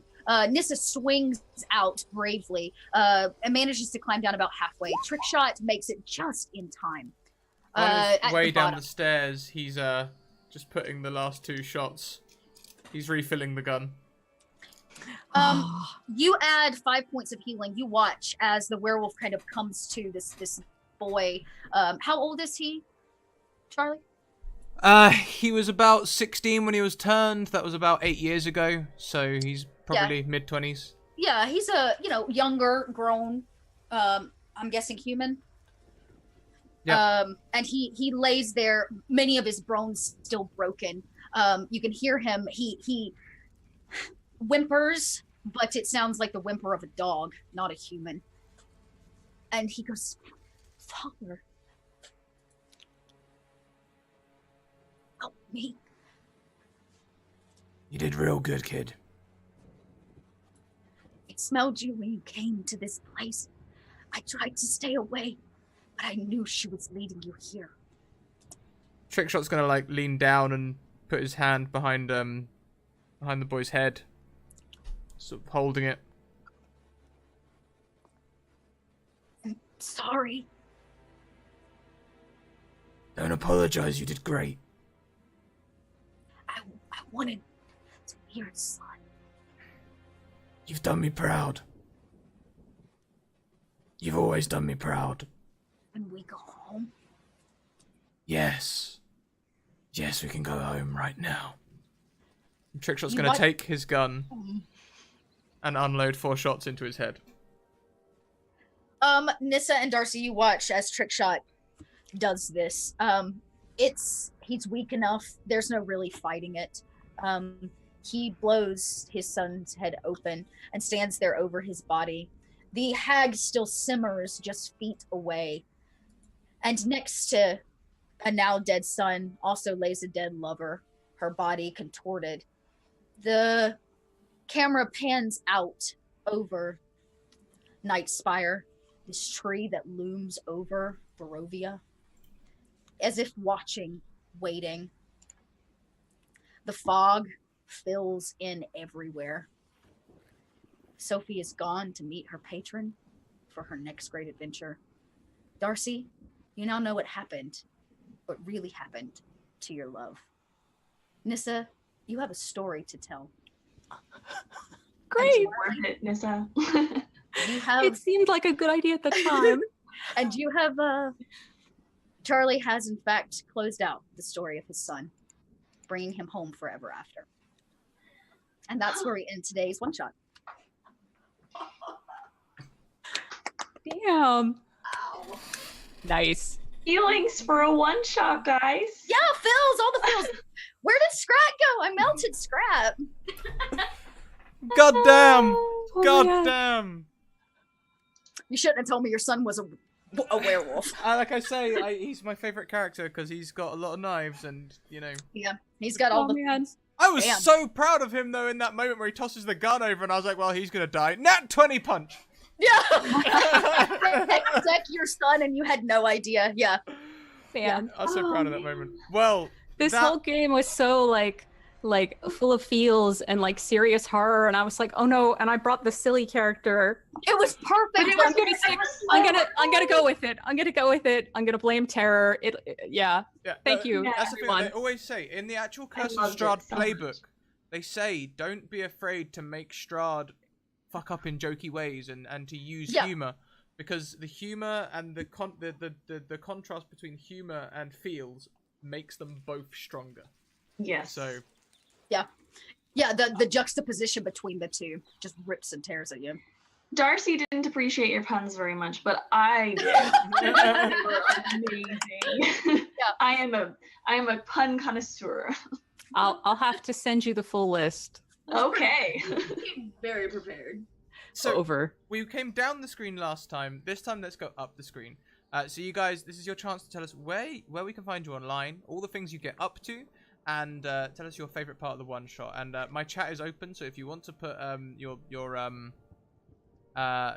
your links in chat, you can do. So this time we will start with Rai Rakantor, who played Sophie today. Yeah, so you can find me online, Ryrak and Tor. I tweet a lot about D&D and writing because I am also a writer. You can find me on, I also cosplay, so sometimes there are pictures on stuff. You can also find me at www.daniellemaurer.com. That's my Twitter bio. I review science fiction and fantasy books, so if books are your thing, this character is not terribly far from me as a person. So you can come hopefully find some new things to read. And favorite part of the one shot is probably a tie between getting 2 crits in a row and truly going Nova and that ending, because whoo boy, Man. that was an ending. Yeah. So that's it for me. Thank you guys so much. Thank you. What a joy. Yeah. I think you're muted there, friend. Yes, I am. Next up, we have Displacer Baby Tiff, who played Darcy. Yes. You can get me on Twitter at DisplacerBaby. I don't really do a whole lot except for yell about D&D. I don't have any active projects going on right now, but if you want to look at my yelling, that's where you go. My favorite part of the one shot, I know Sophie already said this, I know Ryan Rockenter already said this, but the ending really was just starting, I think, from the beginning whenever I ran out to see Alana and, you know, in the woods and kind of like got lost, to this point was just like a really very powerful, very good. Thank you, Chelsea. Yeah, of course. I always, these one shots. It's funny. I literally got off the DM's panel like moments before this talking about one shots. You are gifted. Oh, thanks. It's always so hard to like try to build that epicness of a campaign in such a short amount of time. But I always run mine by like, I let you guys feed me because you're going to tell me what you want from a character. So you'll notice like the first 40 minutes of this game, I was like, tell me about this thing. What about this thing? And the more questions you answer, the more I was like, ooh, that's juicy. Ooh, that's juicy. So I'm glad that you liked it. Me and Kiana, I don't know if we call anyone else, but we call it the knife method, where you just ask your characters for knives and they just pass them over. Yep. I'll take that. Thank you very much. Yeah. Apt description in this case. Yeah, indeed. Yeah, for sure. Indeed. Man. Yeah, that was an arc. So next up, we have Pixelskips Jen, who played Nissa, the bard who tried hard with all the puns. Yeah, didn't get what she was expecting. Thank you everybody for putting up with the slight mood shift of having my character in this amazingly dramatic and horrifying and wonderfully horrifying game. It was great. You can I when I'm not playing and running games, I am drawing colorful monsters that smile at least as hard as I tend to. And so definitely please come check out my art. And thank you again for the game. This was amazing. Good. I'm glad you enjoyed it. Yeah. I love that. There's always that character that's like, I want more adventure. And then you add more adventure. You're like, Right. well, didn't you learn a lesson? No, this is terrible. There's Not that nothing kind. funny here. This is no. Yeah. It was great. Awesome. I'm glad you liked it. Yeah, it's been great. Actually, I've never played with these three ladies before, so that was all new to me too. So it's always nice to play with new people. Yes, we love playing with new Absolutely. people on this channel. Love it. Well, that only leaves me and you, Chelsea. So would you like to wrap up? Yeah, I'll go. Yeah. I'm Little Red Dot. This is T minus what hour? I don't know, 11 or something like that. Of gaming today. So it's been a long one. But I was really glad that this one, I was kind of nervous. I told Scrat coming into it, I was like, I've done like some prep work, but it's always hard to do a lot of prep work for a one shot when you haven't done like a session 0 and that kind of stuff. So I had a thought. Like I said, I pulled from one of my favorite D&D 3rd edition modules, and like pulled some inspiration from that. And actually one of what was her name? The Countess. She's actually whispered in actual reality, like IRL, Bathory to actually have been a real vampire. She was a woman that took women in and she drained them and bathed in their blood and all that kind of stuff. Kind of crazy, no big deal. So she was inspiration along with, of course, that module. So thanks for hanging out, gang, and letting me, like, I don't know, toss around ideas and tell story with you. If you want to tell more story with me, there are lots and lots of ways to do that because I play a lot of tabletop RPG. I'm going to drop a bunch of links right now there. That includes my Twitter, my Twitch, and my personal website, which kind of links you to all the many things that I do. Which is a lot. I play a lot of D&D, so a Princess of Apocalypse campaign, a 5e podcast called North by Northwest. On Thursdays right now, I'm finishing up the Trials of Ball over on Encounter Roleplay, though I'm excited that I will be taking a new journey with them in the next season, though I can't say anything yet. Today, officially, I can announce that I have joined the cast of Roll For It starting in 2 weeks for the new Vampire the Masquerade 5th edition. So you can come out and watch me play a vampire. Pretty stoked about it. What else is happening in my life? And I'm going to be at Gen Con. So if you're going to be at Gen Con, come out and say hi. I've got a bunch of games. I'm going to be doing as much live streaming and tweeting as I can via this device. Yeah, so you can kind of keep up with that. But the best place to find out everything that I'm doing and all the many places I play, because Scrat asked me to come and I just do things randomly for him. So you can catch my schedule over on my Twitter. That is the best way to get me. Yeah, thanks for letting me tell stories with you, Scrap. No, And thank ladies. you. Thank you for bringing these wonderful arcs. Look at what you did. It's funny as well because after like hearing you, I was listening to the panel, and after listening to you guys talking about how sometimes it can be difficult to generate player orientated one shots in a one shot. Well, you just went and knocked that out of the park. Like, That was great. Yeah, I mean, come on, you guys gave me all the fodder I needed, though. Like, you're like, oh, my son's a werewolf. Oh, I don't know who my patron is, which I also think is a really cool warlock story. Like, I was like, oh, I need to leave her open to figure out who that is. Oh, that's got to happen, you know? So you guys gave me all the fodder I needed. I just put the puzzle together. Well, thank you so much. Well, that only leaves me, and I loved all the way through this the fear that Trickshot genuinely felt of death because he didn't know how he was going to get out of that. I was getting ready to say goodbye, and once again somehow he sort of rode the punches literally and managed to get out okay. But that's me. Here are my social links. There's my Discord, my Twitter, and my YouTube. Twitter if you want to get games. Discord if you want to join an awesome community. We've got a really nice family feel, inclusive community over there that will talk D&D with you. Teaching if you want teaching, but not overbearing if you don't want overbearing, but they'll always talk to you. And YouTube is where we all catch up with the games, including me, because I'm about a week behind. So yeah, that's a thing. Here's my Patreon. If you would like to support me from as little as $1, you can there. And every dollar is very much appreciated. And also, here is my merch. So if you like the look of my little academy playbook, for example, which is absolutely perfect size to fit. Wait, hold it up higher, Scrat. I can't see it. Don't open. We've opened enough books today. No. Don't open the book. But look, I don't very often plan. Look, I planned a whole 3-hour one shot. It's there. It fits on them pages. So yeah, there's that there. Yeah, I think that's everything. So as we get ready, we're gonna go and pay a visit over on the Greyhawk channel. But as we go, Trickshot kneels down next to the corpse of his son. His head rests against his soft fur as tears slowly fall from his face. He tosses the gun aside, not interested in it anymore. As he just lets the tears roll, gripping the necklace that his wife gave him all them years ago.